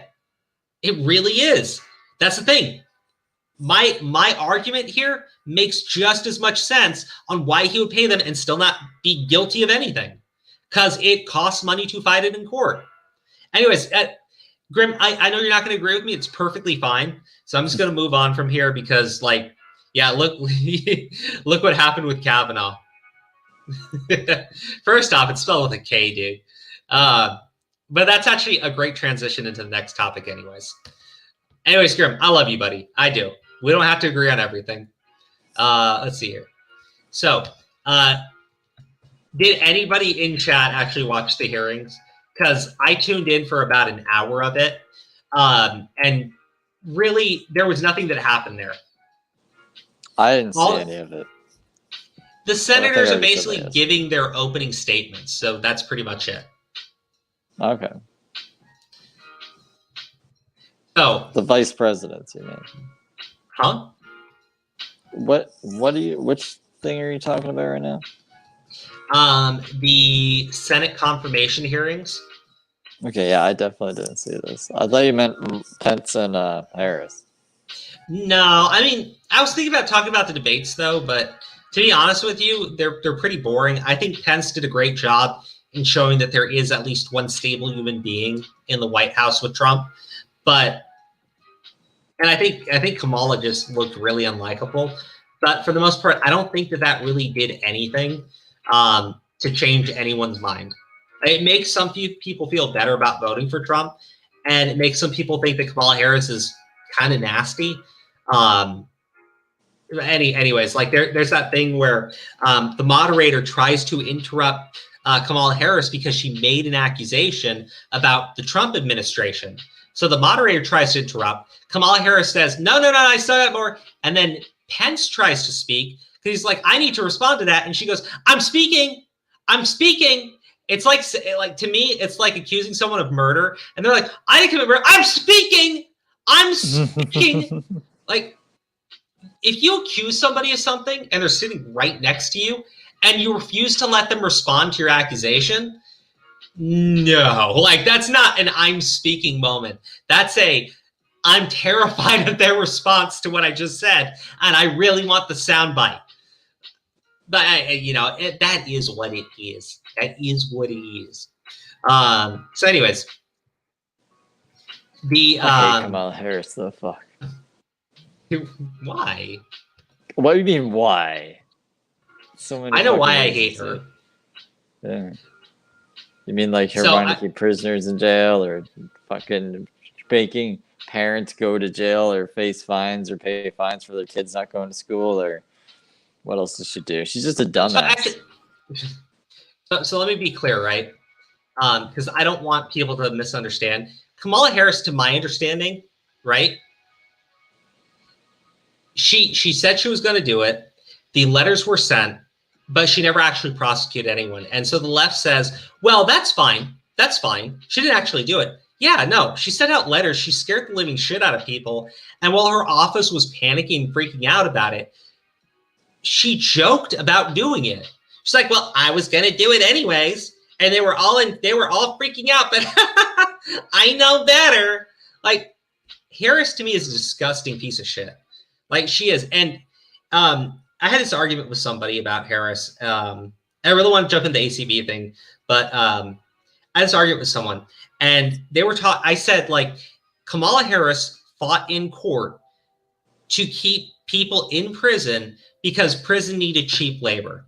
And the response to me was, that wasn't Kamala Harris. That was her office. And you can't expect Kamala Harris to manage 4,500 lawyers. And I'm like, okay, if I can't expect her to manage that as a state attorney general and not immediately put a fucking stop to it, I really don't trust her being second in line to run the nation. Right? Like the whole country. Let's upgrade her from like. Yeah, I know, right? Like you just said she can't manage 4,500 people. Let's give her a shot at like what, 140 million? Yeah, I mean, like, dude, how many government employees are there? How many people work for the federal government? Like, to me, I'm just like, ugh. Oh my gosh, Grim, what is this? Spider-Man raped Miles and injected him with the Spidey gene. Jesus Christ. I really hope. Reclaiming my time. That's the thing, it's great too. Those debates, Kamala Harris actually spoke longer than Pence did. But you have all these people in media talking about how Pence interrupted her and mansplained to her and spoke over her and kept taking over. I'm just like, shut the fuck up. Like, honestly, shut the fuck up. First off, the time doesn't even match up. And second, it's a debate. Like, if you're telling me that women need special rules in debates, no. Like, if you're going to accuse someone of mansplaining in a debate, guess what? I don't have any issue if Kamala Harris explains something to fucking Pence because she's explaining her position to the American people like Pence is explaining his position to the American people. So here we go. Pence didn't win. He did way better than Trump, but they both dodged important questions on topics. This is just a stupid game and we all lose. Here's the thing, Kenny. I think you're right. They both dodged very important questions. Here's the problem. Kamala Harris went into that debate ready to debate Trump, ready to accuse him of mansplaining and interrupting her and being sexist and being a misogynist. And if Kamala Harris was debating Trump, she would have landed all of those blows on Trump. Pence is a wet fucking noodle. Like, Pence is a wet fucking noodle. He's very good when it comes to debating because he'll only answer questions he wants to answer, and he will nail people on points that he knows he can nail them on, but he won't go swinging wildly. So to me, Pence did win the debate in that aspect, but do I think, like, because there's a lot of people on the right that say Pence crushed Kamala Harris. I'm like, nah, not really. I mean, she still got her blows in. Just Pence did a better job, I guess.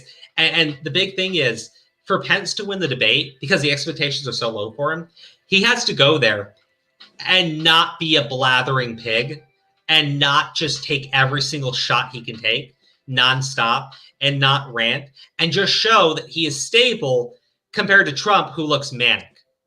So that's why I would say Pence actually wins that one, because Kamala Harris did not make anybody feel good about voting for Biden. Doing the they're all sexist and misogynist shit. Like, dude, you're literally running to be in the second highest office in the land. Enough. You need to be able to handle this shit. I don't know, man. Kamala Harris kept fear-mongering. Yeah, but I mean, you know, people do that. I mean, to be fair, Biden does the same shit. Like, or sorry, not Biden. Pence does the same shit. Trump fear-mongers too. They all fear-monger. They all do. But the thing is, you're biased anyways, girl. Totally. I'm not going to lie. I am. I'll say exactly why I'm biased, though. And Grim, you're totally fine to disagree with me and explain why you disagree with me. I'll address it, and we'll probably not agree, and it's perfectly fine because I love you, buddy. And, you know, I love that sexy avatar. Just chilling out on the beach. It's beautiful. Pence show what professional debate is supposed to look like. The thing is, a lot of people, to my understanding, did like the Pence-Harris debate more than they like the Trump-Biden debate. I'm not speaking like, why? Oh, the right only like. No, I mean like majority of people watching liked it because they actually got to hear the candidates talking versus when Trump and Biden just got into a fucking pissing match. And they both got into a fucking pissing match. And that debate did not work well for Trump, other than for Trump to like turn off independent voters who might be considering Biden because Trump doesn't need them like Biden does. Anyways, Trump and Biden was two kids arguing over Harris and Pence. Yeah, I mean, that's true. Yeah, Trump, Biden was trash. It was, like Grim and I said this, I was watching the debate for entertainment value, not because I thought we were going to learn anything about the candidates. My bias is all suck ass. That's fine. What was the point of Kamala talking about history and what Biden wants when we need to know what she would do? I don't know, man. Like, look, Harris to me is a disgusting politician in general. And, you know, there's this thing where they talk about how Kamala Harris is the most progressive politician in the Senate. And the reason why is because she refuses to work across the aisle with anybody for any reason. She will not vote with Republicans at all, ever. That's not the sign of a good politician at all. You need to be willing to compromise. You need to be willing to work across the aisle with both sides. And if you can't do that, you really shouldn't be serving in office, because like, we need people to work together when they disagree, not say, I'm right, move out of the way, I'm right, I'm right. We don't need that shit. And the fact is, the more and more we get of it, like fucking the shit with AOC, where they talk about how she won't debate anyone on the right because they're all grifters, but she would destroy them anyways. No, you have somebody who refuses to actually treat their opposition like legitimate opposition. Instead, they treat them like fucking dogs and they kick them. And people on the right do it too, and I don't like it. I don't. Sometimes it's funny. Sometimes it's funny when people on the left do it too. I'm not gonna lie. Some of the shit they say is pretty funny. In a sad kind of way, though. But the thing is, if you're refusing to work with people across the aisle, I don't like it. And to AOC's credit, she did actually work with Ted Cruz on something. They worked on something about like money in politics or something like that. And it was nice to see the two of them actually come together on something. Now, does that make me like Ted Cruz? I really don't like Ted Cruz. Does that make me like AOC? I really don't like AOC. But I think it's good when the two of them are willing to work together on something and something actually beneficial. Now, I would really like it more if we get all these people to agree to term limits, but they never will. Anyways, let's see here. So I have these pulled up. Now I have the trending hashtag ACB hearings, and I have the trending hashtag confirm ACB. And I'll explain why I brought the second one, because the second one's a right-wing one. The other one is just like a general one we can read through.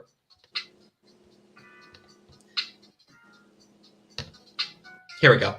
So let's see, videos.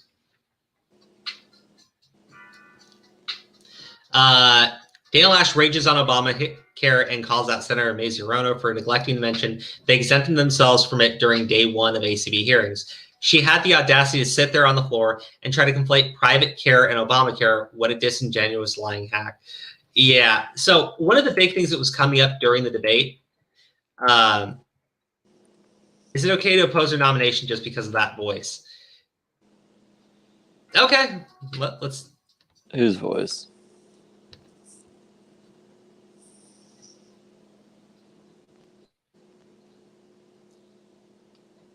Yeah, I need to share audio. Yeah, give me a second.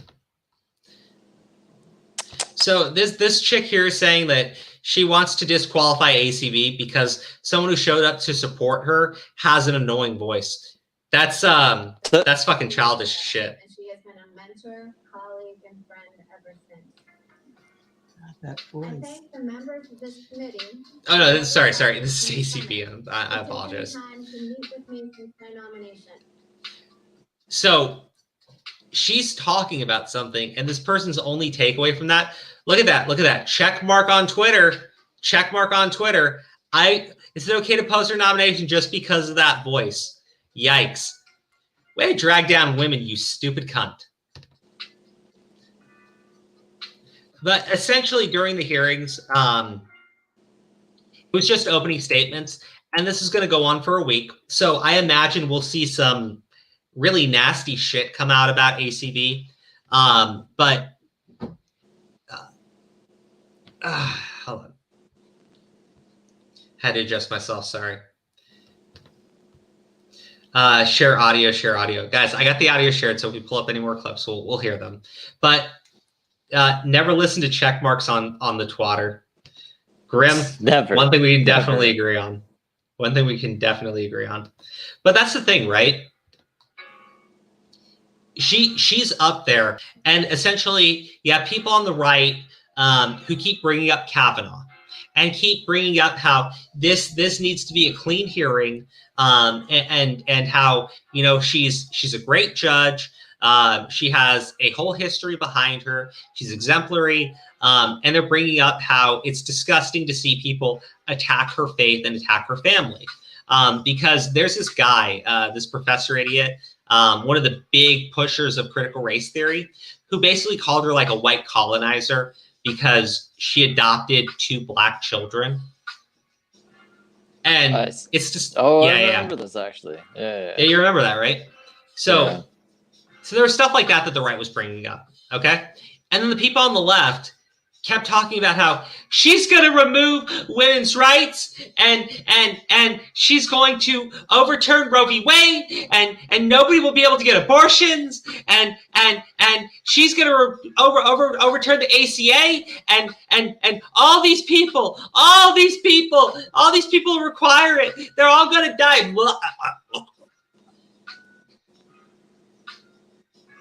I disliked every last bit of it. I really did. The only thing I thought was a relevant point was the right brought up that they think that she's a qualified judge because they have to. And the right brought up how Kavanaugh was treated because that is very important here. The left, though, like, challenge her on something, right? Challenge her on what she actually believes in. But the other thing that they were complaining about is COVID and how irresponsible the GOP is for having people there. And I'm sitting there going, like, Kamala Harris is doing like this call-in thing, right? And I guess senators have the option to do that. So I'm going like, well, if everybody on the left feels that way, why doesn't everybody on the left leave the fucking room and just dial in and do their opening statement? Refuse to go in there in person until the vote. But like, obviously, they're just complaining about everything. It's so annoying to me. It's really annoying to me because there's no actual discussion of like her career as a judge. Instead, it was Donald Trump is evil, and Amy Coney Barrett went to a super spreader event, and she's going to remove abortions, and she's going to take away the health care. I don't care. I don't care. I don't care. I don't fucking care. Look, the thing is, the reason why we have a Supreme Court is not so that the Supreme Court can make policy, right? And essentially what the left is saying is, well, that because she's going to be on the Supreme Court, she'll be making policy. And they sit there and go like, well, what do you call Roe v. Wade? It's making policy from the bench. So you can't sit there and say, well, she's going to do the same thing. Okay. They call her an activist judge. I'm like, okay, what do you call all this shit that you like from the Supreme Court? When the Supreme Court decides something and it becomes the law of the land, to me, that's wrong. 9 unelected justices should not be dictating what the law of the land is going to be. They should interpret the law, not make the law. But several times we've seen the Supreme Court basically come up as a super legislature that can just do whatever they want. They're not responsible for any of the people that are going to be affected by these laws. They just do whatever the fuck they feel like they want to do. I see ACB and she says, you know, I'm a contextualist or whatever, and I will dictate based on what the Constitution literally says.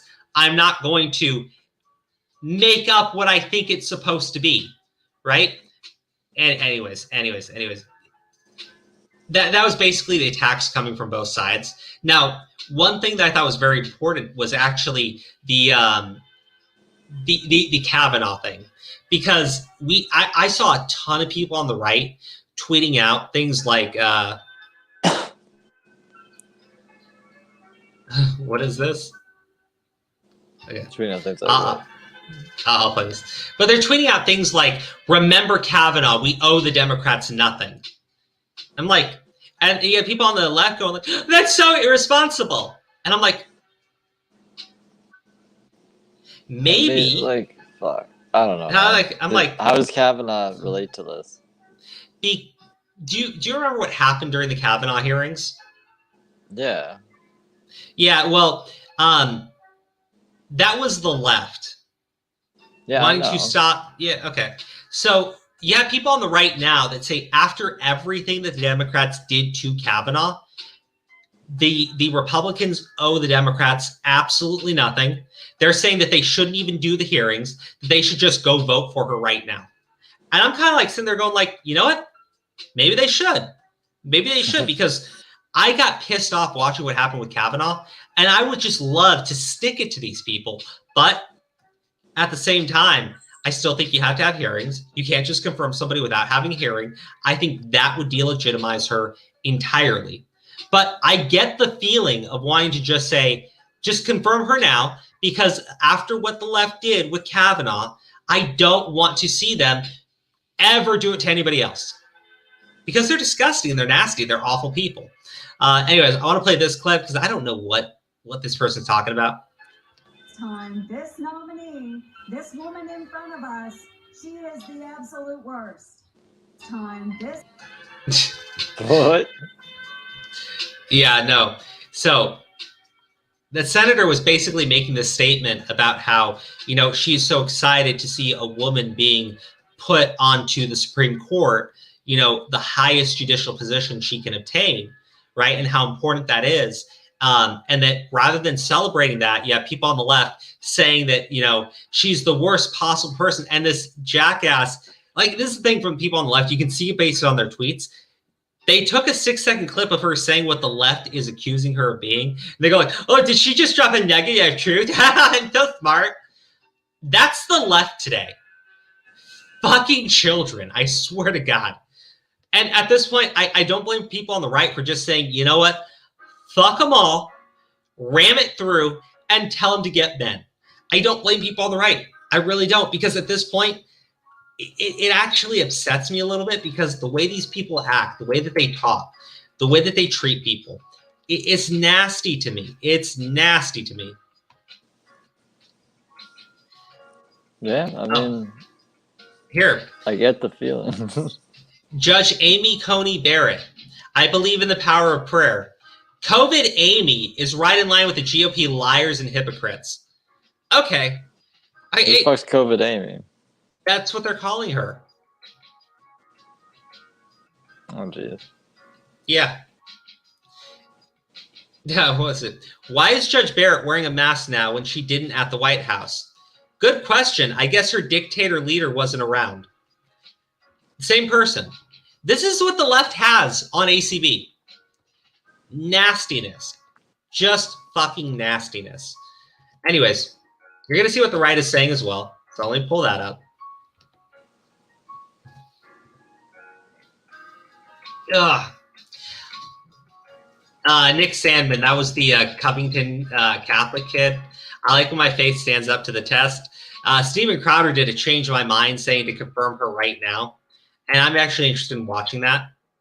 The American Bar Association just gave Amy Coney Barrett the highest possible rating, well qualified to serve on the Supreme Court. Chuck Schumer and Senate Democrats have called this rating the gold standard. Confirm ACB. That's true. You'd swear from listening to Democrats that Judge Barrett was personally responsible for the spread of a contagious virus. The Washington Post even tried to blame her children. They actually ran an article stating that the school that her kids went to, a teacher and a principal contracted coronavirus, and they blamed her for doing that because she brought her kids to this event at the White House. It's really nasty. Something about her former clerk praising her, which is all fine. This is all pretty standard. Sarah Rand Paul. Actually, I like Rand Paul. He's interesting. Will make an excellent justice that will serve our country and Constitution well. I look forward to seeing her confirmed soon. Remember what they did to Brett Kavanaugh. We don't owe the Democrats anything.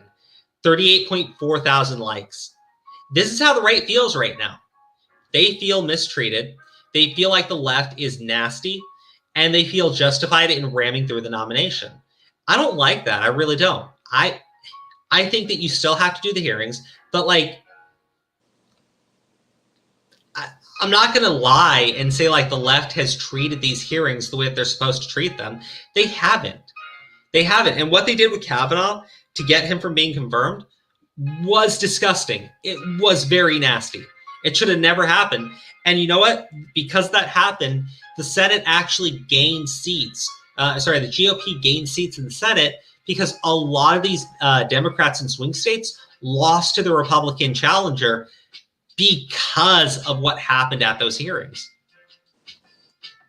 All right, let's see what. So retweet if you think the Senate should confirm ACB. Senators refusing to vote on the nominee to the Supreme Court should recognize that a president is elected for 4 years, not 3. Justice Ruth Ginsburg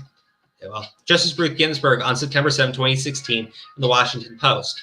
Now, hold on.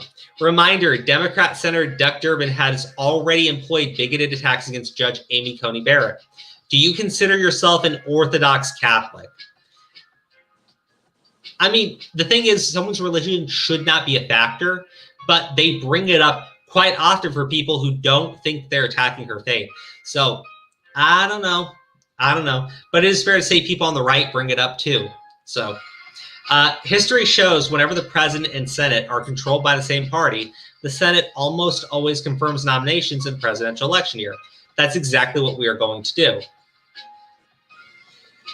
My thing is, I can point to people on the right, okay? And I can say, these are the arguments that they are making, right? These are the statements they're making on why she should be confirmed. Whether or not you agree or disagree with them, they're actually making substantive arguments. I'm looking at people on the left, and they're just mocking and insulting this woman. You had Senator Blumenthal talk about how the credibility of Amy Coney Barrett or the credibility of Republicans and everything. Blumenthal dropped a multiple time gang rape allegations against Kavanaugh from somebody who later recanted everything they said as soon as Kavanaugh was confirmed. Oh, so yeah, because she's so crazy. So I'm like, that man, to talk about credibility is pretty disgusting because he has none. He has absolutely none. Oh, man. Okay. So, final thing. We're going to just do a quick update on the Denver shooter. Steve, have you heard any of the stuff about the Denver shooter? We did them yesterday, didn't we? We did. So what do you mean? Of course I heard. I heard everything yesterday. I haven't heard anything from that time to now. I haven't heard anything new. Have you? Yeah, pretty much.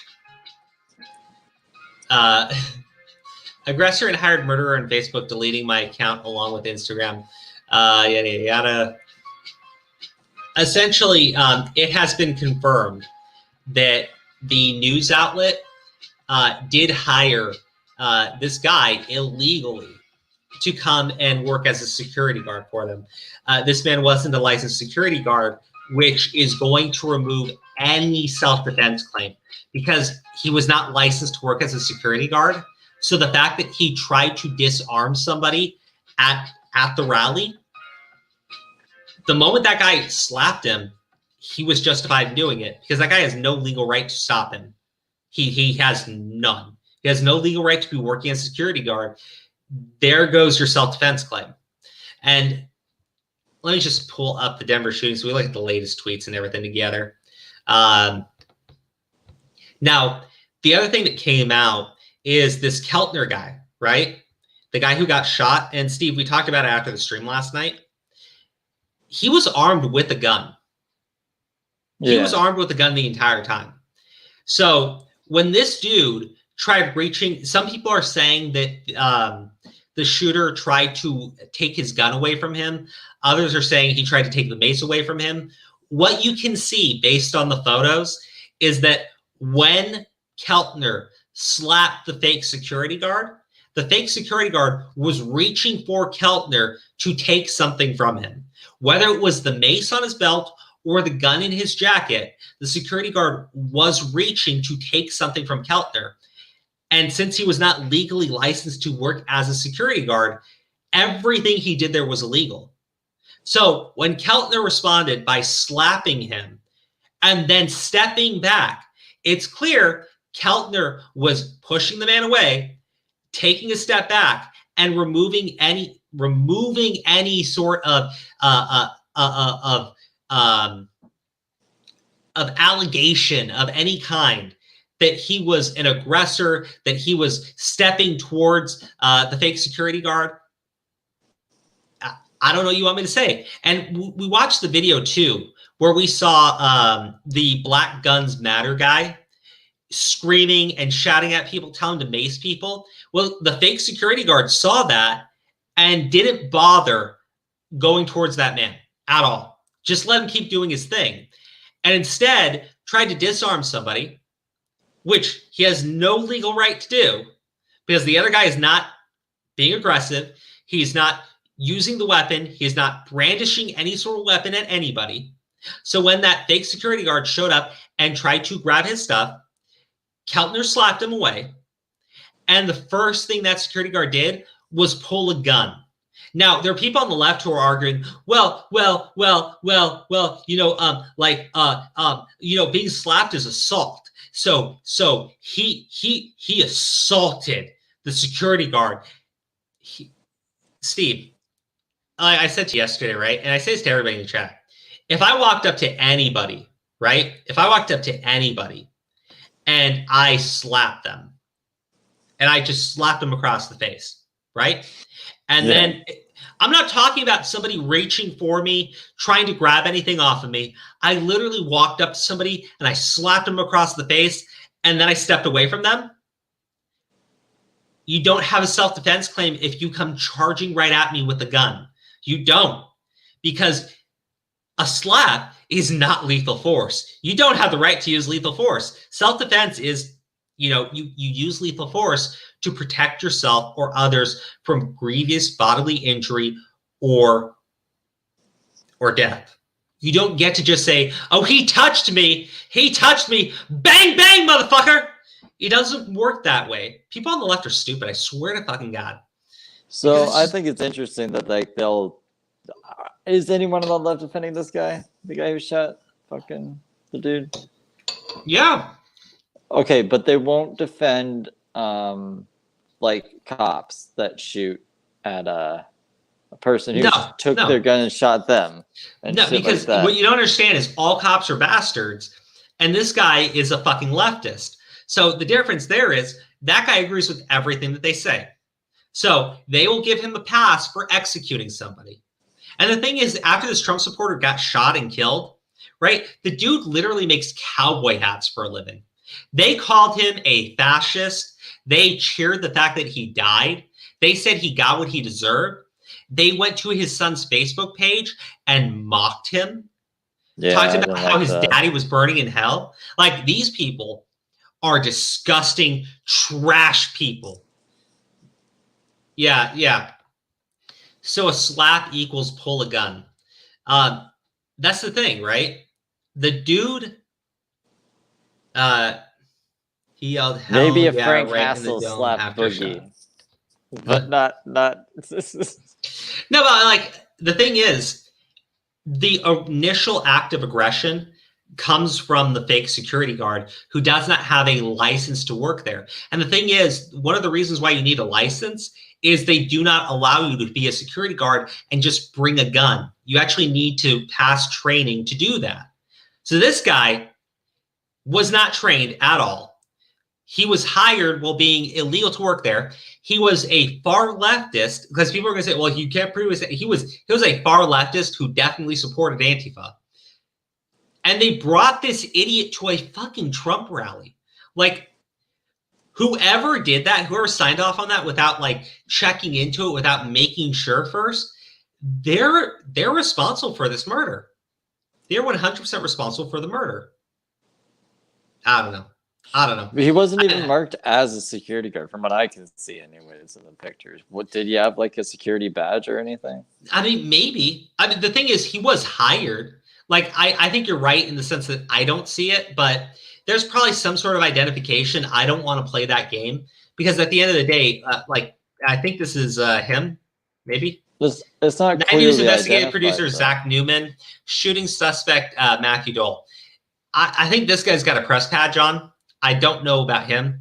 This is the victim, and this is the agitator. So the thing is, this guy was shouting, okay? This is right before the shooting happens. The dude is literally talking to the producer for the news segment.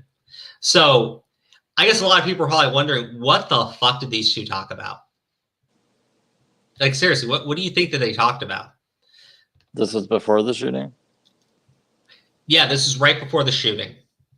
They're probably just talking about if he was supposedly hired security, he's probably just telling him what to do in a situation or something. Okay. I don't know what security guards would fucking do. If he's not a licensed security guard, he could have been talking about anything. Okay, so here's the thing. The photographer appears to skip 2 frames. If we follow the file naming convention, we're missing frames 872 and 873, which should show Doloff drawing his weapon. Now, the thing is, the left is trying to claim that the reason why Doloff, the shooter, drew his gun was because the Trump supporter had pulled out mace on him. And they're saying, like, the photographer didn't post the images. So this was actually posted like 19 minutes ago from Michelle Malkin. The Denver Post was clearly responding to internet sleuths like @ClownWorldNews1, who identified orange vest photographers missing Denver shooting frames 872 and 873. Amazing that they chose to hide those critical frames until called out. Here they are. This dude, because remember from the video, right? This guy here tried to disarm this man of something, which he has no legal right to be doing, period. So he committed assault, and this guy defended himself by slapping him back.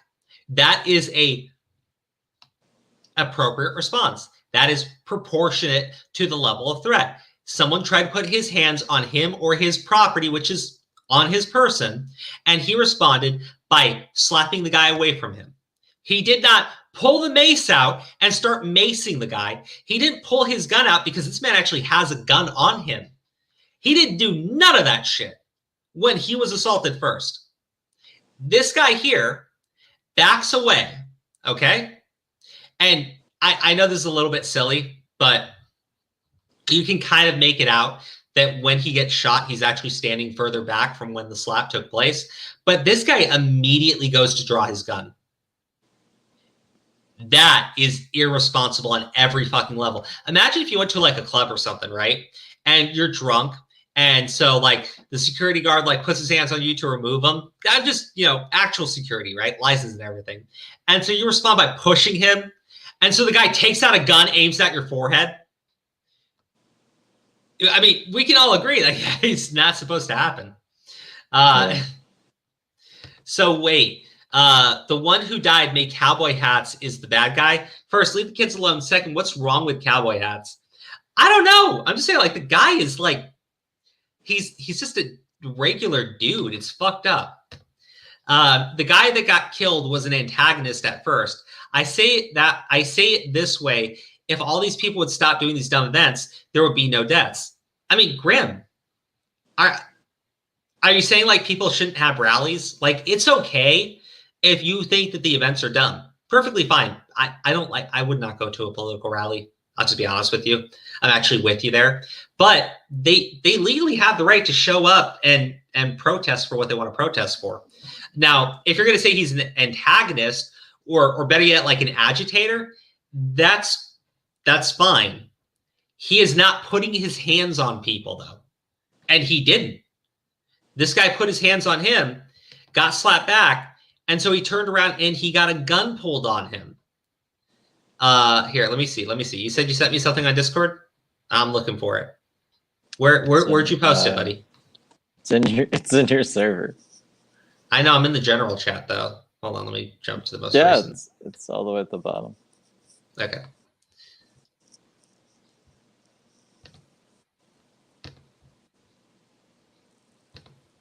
I think this is the video we watched yesterday, but here, let me switch it over. Give me just 1 sec. Sorry again, guys, doing this left-handed, so it takes me a second. Hey, I'm impressed with your skills, crew. You're here on pain meds with one arm, with your bad hand. I think the audio is playing for this. No, it's not.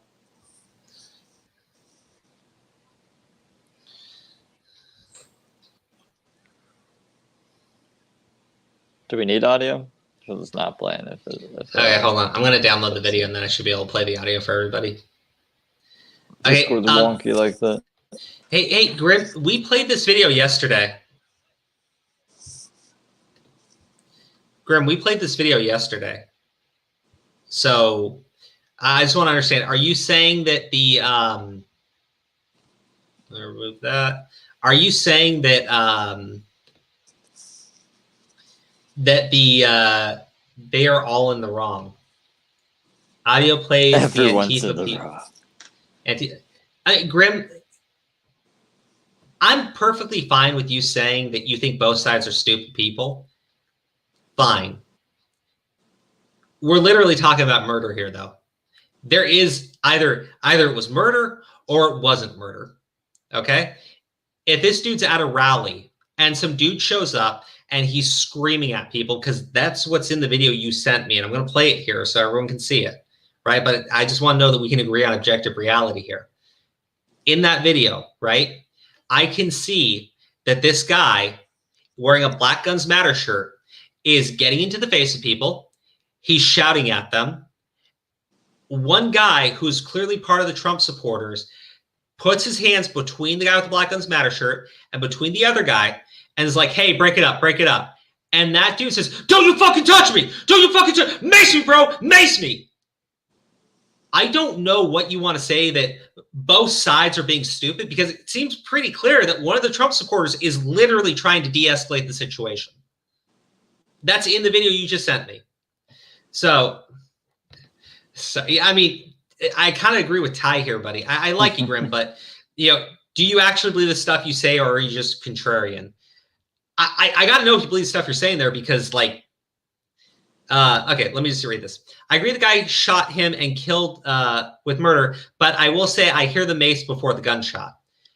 But Grim, actually, here's the problem with what you just said, and I'm going to show you right now. If you have a gun pulled on you, I think you're... Yeah, that's the thing. That's the thing. So let me go back to it, Grim. But first off, Grim, I thank you for clarifying this. I don't think you should kill for being maced. Yeah, because mace isn't lethal. Mace isn't lethal. But the problem is, in this photo here, this guy is pulling out his gun. Well, this guy has the mace at his side. He is not aiming it at anybody. He is not threatening anybody. He's not waving it around in the air. He has not even fired the mace off. This guy pulled out his gun because after trying to put his hands on this gentleman here, he got slapped. And we watched that video over and over yesterday. So, well, and homie with the mace had a gun on him too, but he didn't draw his gun, he drew his mace. Yeah. The gun was drawn before the mace fired. That's the thing, Grim. Grim, he's got the mace attached to his belt. Okay? He's got the mace attached to his belt. His hand's on the mace because this guy here was reaching for the mace. That's why his hands are on it. This guy reached for it. He slapped him away. He didn't immediately pull out the mace. He didn't try to use it. That's not, buddy. Grim. It has to be proportionate. If you slap me, I cannot pull out a gun on you. If you bring out pepper spray, I cannot pull a gun on you. Okay? I cannot just use lethal force because you touched me. And that's the problem with this guy here. He went for lethal force the moment someone put their hands on him. Okay, so right off the bat, there's no self-defense claim. anywhere. But beyond even that, this dude put his hands on the other guy first. Oh, you're saying he reached for the gun in the Trump guy's vest? I don't know, man. The thing is, I've heard people saying that, and I've seen images where they're circling it. To me, it still looks like the guy was reaching for his mace. But the thing is, like, if this dude reached for his gun, right? So this guy put his hands on the mace just in case.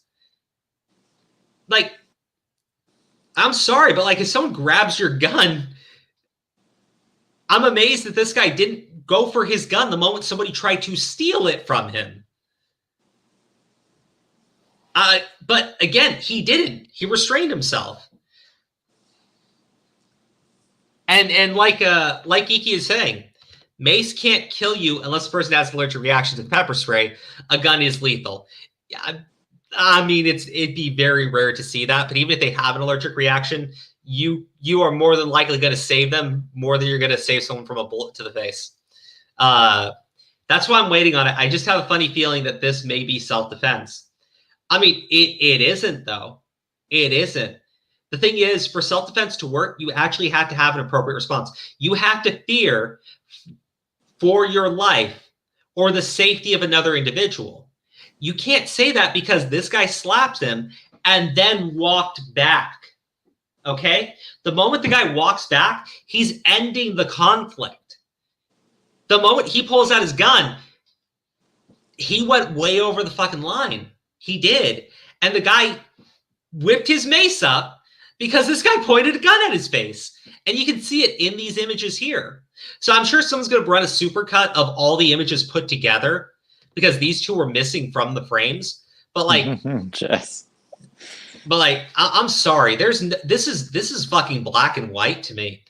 I mean, I normally say, believe me, I believe in gray areas, but in terms of this, there is no arguing this one. There is no saying, well, you know, maybe. Ugh. He stumbled back in my eyes. Okay, Grim, here's the thing. He didn't step forward. Grim, he has to actually step forward, though. He has to show that he's willing to engage in further violence for that gun to even come close to fitting self-defense. And it doesn't. You can't prove that this guy is about to attack this man after he stumbles backwards. Because when this guy pulled the gun, he was stumbling backwards. Even in a stand your ground state, I'm pretty sure the guy who got shot would have had like the right to shoot the guy who shot him because fucking he came into his space first. Like he went in, tried to grab something off of him, and then he just swatted him. Connor, this isn't cell phone camera footage. This was a professional photographer who shot at like 9 frames per second. So people clipped all the photos together and ran it around. Grim, I love you, buddy, but seriously, go fuck yourself. I do love you, but like they both got what they deserve. You're telling me that this dude deserved to be shot in the fucking face? Grim, enough of this. Oh, I think both people are bad. Dude, no. Absolutely fucking not. You come to my chat and you say someone deserves to be shot in the fucking face. Go away. I love you, man. I really do. I think you're great. But no. Absolutely fucking not. Absolutely not. No. Yeah, no. Yeah. I love you, dude. You can say all the nasty things you want about me right now. I'm perfectly fine with it. But don't come to my chat and say someone deserves to be shot in the face. Okay? You want to say that they're both stupid. You want to say the one guy's an instigator. You want to say the one guy's an instigator. You know, I got the video you sent me. Okay, so we'll watch it. We'll watch it, right? You're gonna call the guy who got shot an agitator, right? Let's go and watch it together. Okay. It's okay if you want to, because I know that maybe you don't like what I just said, and that I'm fine with that because like what you just said to me was really disgusting. Okay, it really was, and I love you, buddy, but like I have a limit. I got a limit, man, and you crossed it. You crossed it, dude. Okay, I don't know if this one's gonna play with audio. I've tried to share the audio, but this is the best I can do.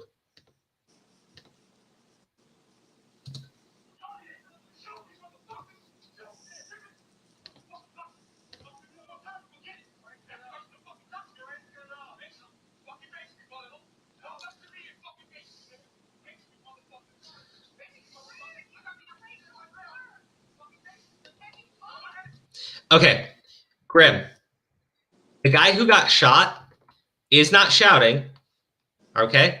One of the Trump supporters is literally there trying to break everything up as this one dude keeps shouting at him to mace him. Okay? Hold up. Deadly force is only justified in most states when a reasonable person would be in fear of serious bodily injury or death for themselves or a third party. Grim. Pepper spray doesn't meet that. Okay, but Grim, you're calling the guy an agitator. Somebody else is shouting in his face. If this guy starts shouting back, he's not the one agitating the situation. You want to say he's not handling it well? Okay, but one of the other supporters there is literally putting up his arms between the men, and the dude is still shouting, saying, "Don't you fucking touch me!" You cannot make the argument that this guy is being an agitator there. The agitator is who is starting the agitation, not the person responding to it. And more to the point, like the security guard or the fake security guard, why is he not talking to the guy who's actually agitating the problem? Instead, he goes for the Trump supporter. And he doesn't just go for the Trump supporter, he goes for his weapon. Now, yeah, okay, true, not handling well. Thank you. Right? Again, if you want to say that, I agree. If someone's shouting like that, bro, I would laugh in their face. I would not get up close to them. I would not, start fucking mouthing off like they're mouthing off to me. I would just laugh at them. That's my response, okay? But not handling it well is not being an agitator. Listen for the Antifa shot. Okay, I will. And actually, Grim, let me just put it like this. The guy who shot him, I thought he was the Antifa too. To my understanding, he's not. He may have some loose affiliation in the sense that he supports their ideology, but that's not the same as actually being a member of Antifa. Anyways. But is it Antifa's fault if they radicalized him with their crazy nonsense?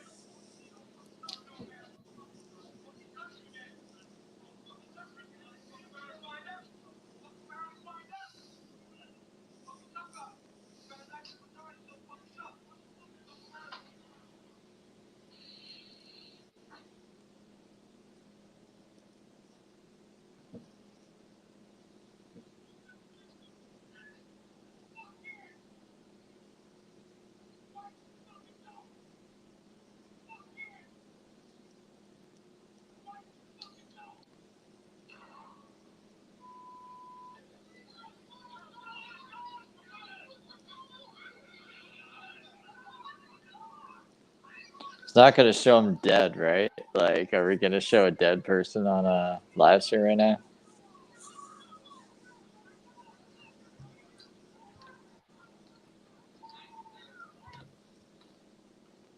Hold on.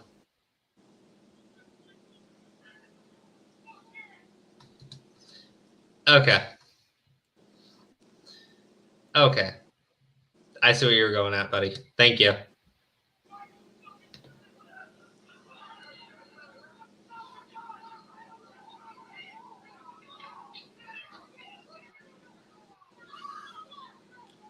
Yeah, we could, like, barely hear it. Okay. I actually don't see anything on this guy that identifies him as being a security guard.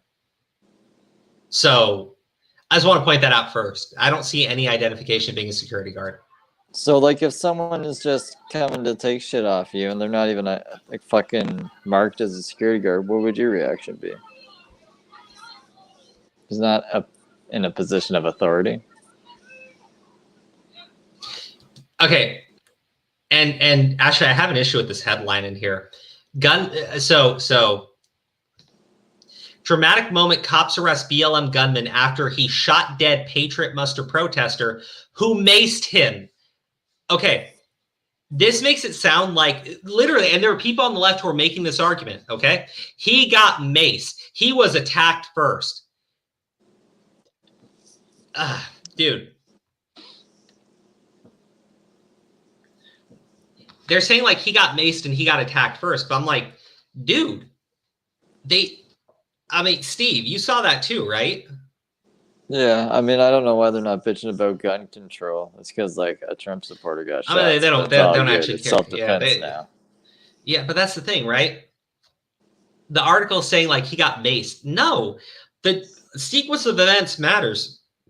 The gunman tried to grab this guy's either his mace or his gun. The Trump supporter slapped him away. He used appropriate force because the guy is not using a weapon. He did not use a weapon. The guy put his hands on him. He slapped him away. Now, I say he walked back. Grim, you say he stumbled back. Either way, he does not try going right back after the guy. And the guy who got slapped, who starts the confrontation, immediately pulls the gun out. The Trump supporter then draws his mace. After that, now you're saying that you heard the mace go off first, then the gun goes off. It doesn't matter at that point, though. It really doesn't. Because the fact of the matter is you do not have the right to use lethal force. Now, if the Trump guy grabbed the gun that was in his coat and aimed at the other guy until he grabbed his gun out, I would say, yeah, he actually has an appropriate reason for pulling out the gun. He 100% has an appropriate reason for pulling out the gun. But in this situation, you know, he pulled his gun out because he got slapped after trying to put his hands on somebody else. There's no way to make a self-defense claim there at all. There really isn't. Because one, you cannot just pull out a gun on somebody unless you're in fear for serious bodily harm or death of yourself or a third party. You cannot say that you were in fear of that because you got slapped. Like, you can't. You can't. But more to the point, you cannot make a self-defense claim if you're the one who instigates the situation. Like, if I put my hands on you, you punch me in the face, so I take a gun, I shoot you, and I say, I shot him in self-defense. I can't do that because I committed a crime by attacking you first. But more to the point, this guy wasn't even legally licensed to work as a security guard. So the fact that he did that already means he is out there committing a crime, and he committed another crime on top of that before he got slapped. There's no self-defense claim here. I'm sorry. Anyone who wants to argue that with me, I'm perfectly fine. We just go back and forth in a circle on it. But yeah, you can pull up Colorado state law and show me where I'm wrong in the text there. But it is absurd to me to think that to think that you're going to get somebody to say that that was justified self-defense. But more to the point, yeah, did you hear the Antifa guy cheering, Crow? I did. That's fun. I did. But that's the thing, right? That guy is there trying to pick a fight with the Trump supporters. And when the Trump supporter tried to push them apart, he immediately freaks out and starts saying, stand your ground, mace me, bitch, mace me. I threw in the bitch there. But mace me, stand your ground. Fuck around and find out. All that shit, right? And security guard doesn't say anything to him and instead goes after the Trump supporter. And when he shoots the Trump supporter, that same guy is out there cheering and celebrating it.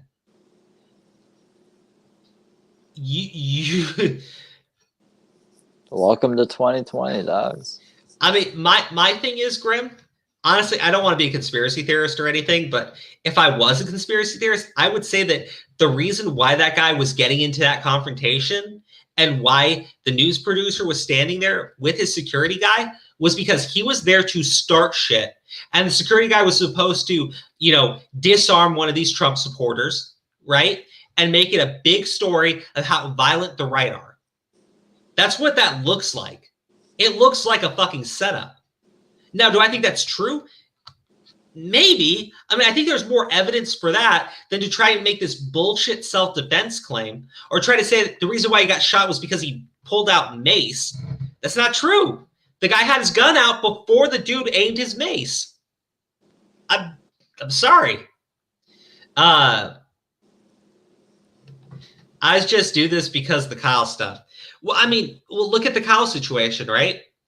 When Kyle shot Joseph Rosenbaum, for starters, Joseph Rosenbaum tried to push a flaming dumpster into a gasoline station, and Kyle showed up with a fire extinguisher and put the fire out. That's what actually started their initial What a I know, fucking right? menace, man. But that's actually why Joseph Rosenbaum is seen later chasing him, or at least why we believe he is, because he was pissed that the right, with a far right militia, put the fucking fire out, and Kyle was the one who brought the fire hydrant.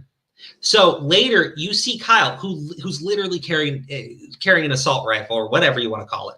He's literally carrying that gun, and he's running away from Joseph Rosenbaum, a man who isn't armed.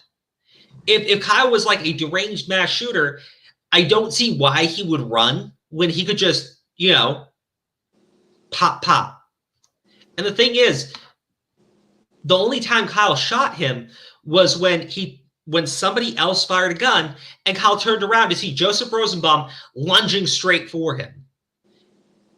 The thing is, you have a self-defense claim there because he heard a gunshot, and this dude with his face completely covered is running him down after that same dude with a group of other people tried to push a flaming dumpster into a gasoline station, which would have exploded it and killed everybody there.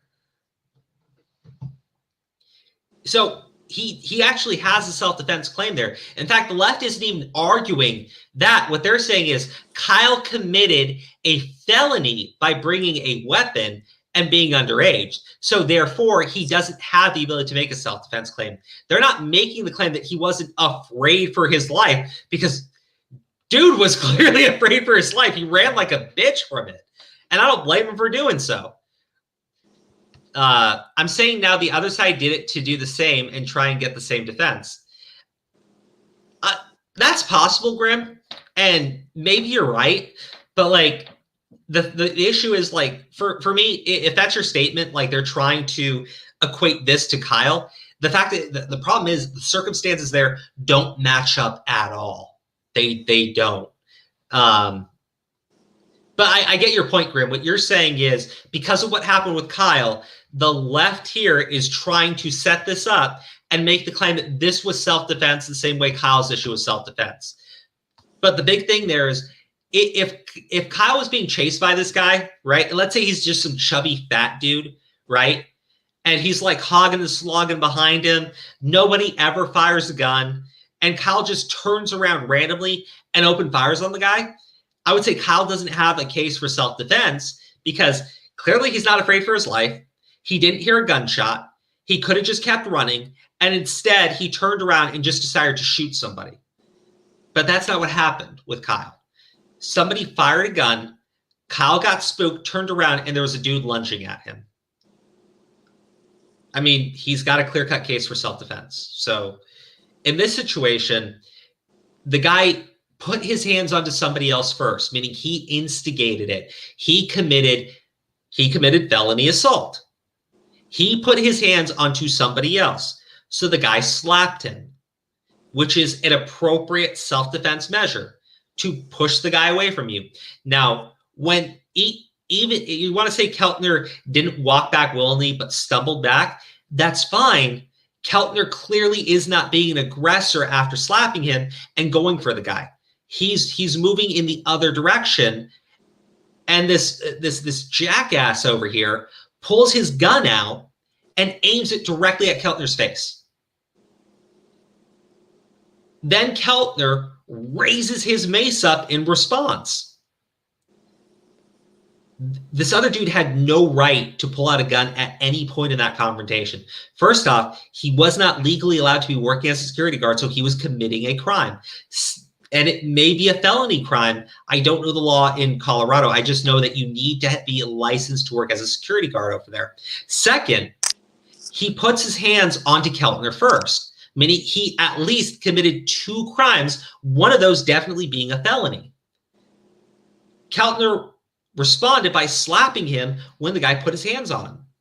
And then from there, the guy pulls a gun out, which is not an appropriate response. He is not in fear for his life. It is completely unreasonable to say that he is in fear for his life because he got slapped after putting his hands onto somebody. Okay? That's where I'm at with it, right? But we got these other images now, and you can clearly see, right? Because the thing about the video we were watching yesterday is in that video, there's a jump And I acknowledge that, right? Where it's clear that you see him get slapped. It looks like the security guy is going for his gun, but I could see people making the argument where they're like, yeah, no, I don't see that. I mean, the part's missing. But those two photos over there show that the guy was 100% reaching for his gun. So I don't know, man. I don't know. Crow, no offense, but can we please move the fuck on? Yeah, we're done with the stream, like, guys. Don't worry. I'm so sick of hearing about this fucking guy that we heard about already yesterday. Oh, I mean, just because we had those new images, I thought they were important. No, that's true. But yeah, no, I agree that, look, you don't want to talk about it, that's fine, but like, I'm just, oh, wait, hold on. Hold on. I'm going to give you a link if you guys want to check this out. This is from the Denver Post. This is where those two photos are from. This is a frame by frame of the situation. Guys, check it out for yourself. And hold on. So there's a link to the article for everybody. Chris, I just sourced it out. Pretending to be a security guard without a license and basic bodily assault in Colorado are both misdemeanors, just FYI. How about reaching for someone's firearm or reaching for someone's weapon? I mean, it's fine. It's fine. But the thing is, if both of them commit misdemeanors and one of them pulls a gun, then the other guy's still at fault. I mean, I still, maybe I'm wrong by saying that the guy committed felony assault by touching the other guy first, but if that's the case, then him slapping the other dude also isn't a felony. So the idea that the guy pulled out a gun, anyways, we're walking around in circles now. Just get ready for more craziness to come. Sadly, yeah, Grim, I completely agree with you there. But check out the link. Go take a look at it. Let me just read off our wonderful patrons, and I really do appreciate you guys supporting the channel. We have Alexa Graham, Luna Karenina, Geeky Pixie, Steve DeLive, Connor McDonald, Jess, Kat Thomas, Julian Sand, Dagger, Alley, Mr. Holmesley, War on Corruption, Katie Imbro, Margot Inez, Lauren S, Ravenous Hound, Chris Anonymous, Jonathan Murillo, Origami, Maria, Devil Huntanero. Guys, tomorrow, no politics. We will be talking about the whole Cleopatra controversy. We're going to talk a little bit about video games and comics, some news that's been going on that I have not been able to cover.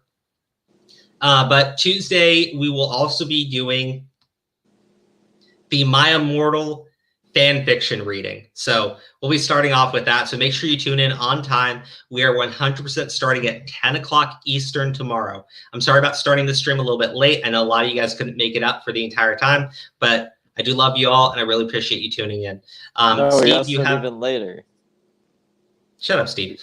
You have any nice words for the audience?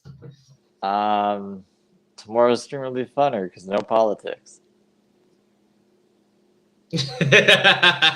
Yeah, guys, we're saving politics for Monday now. Any other politics I want to talk about will be straight. We'll drop a video for it instead.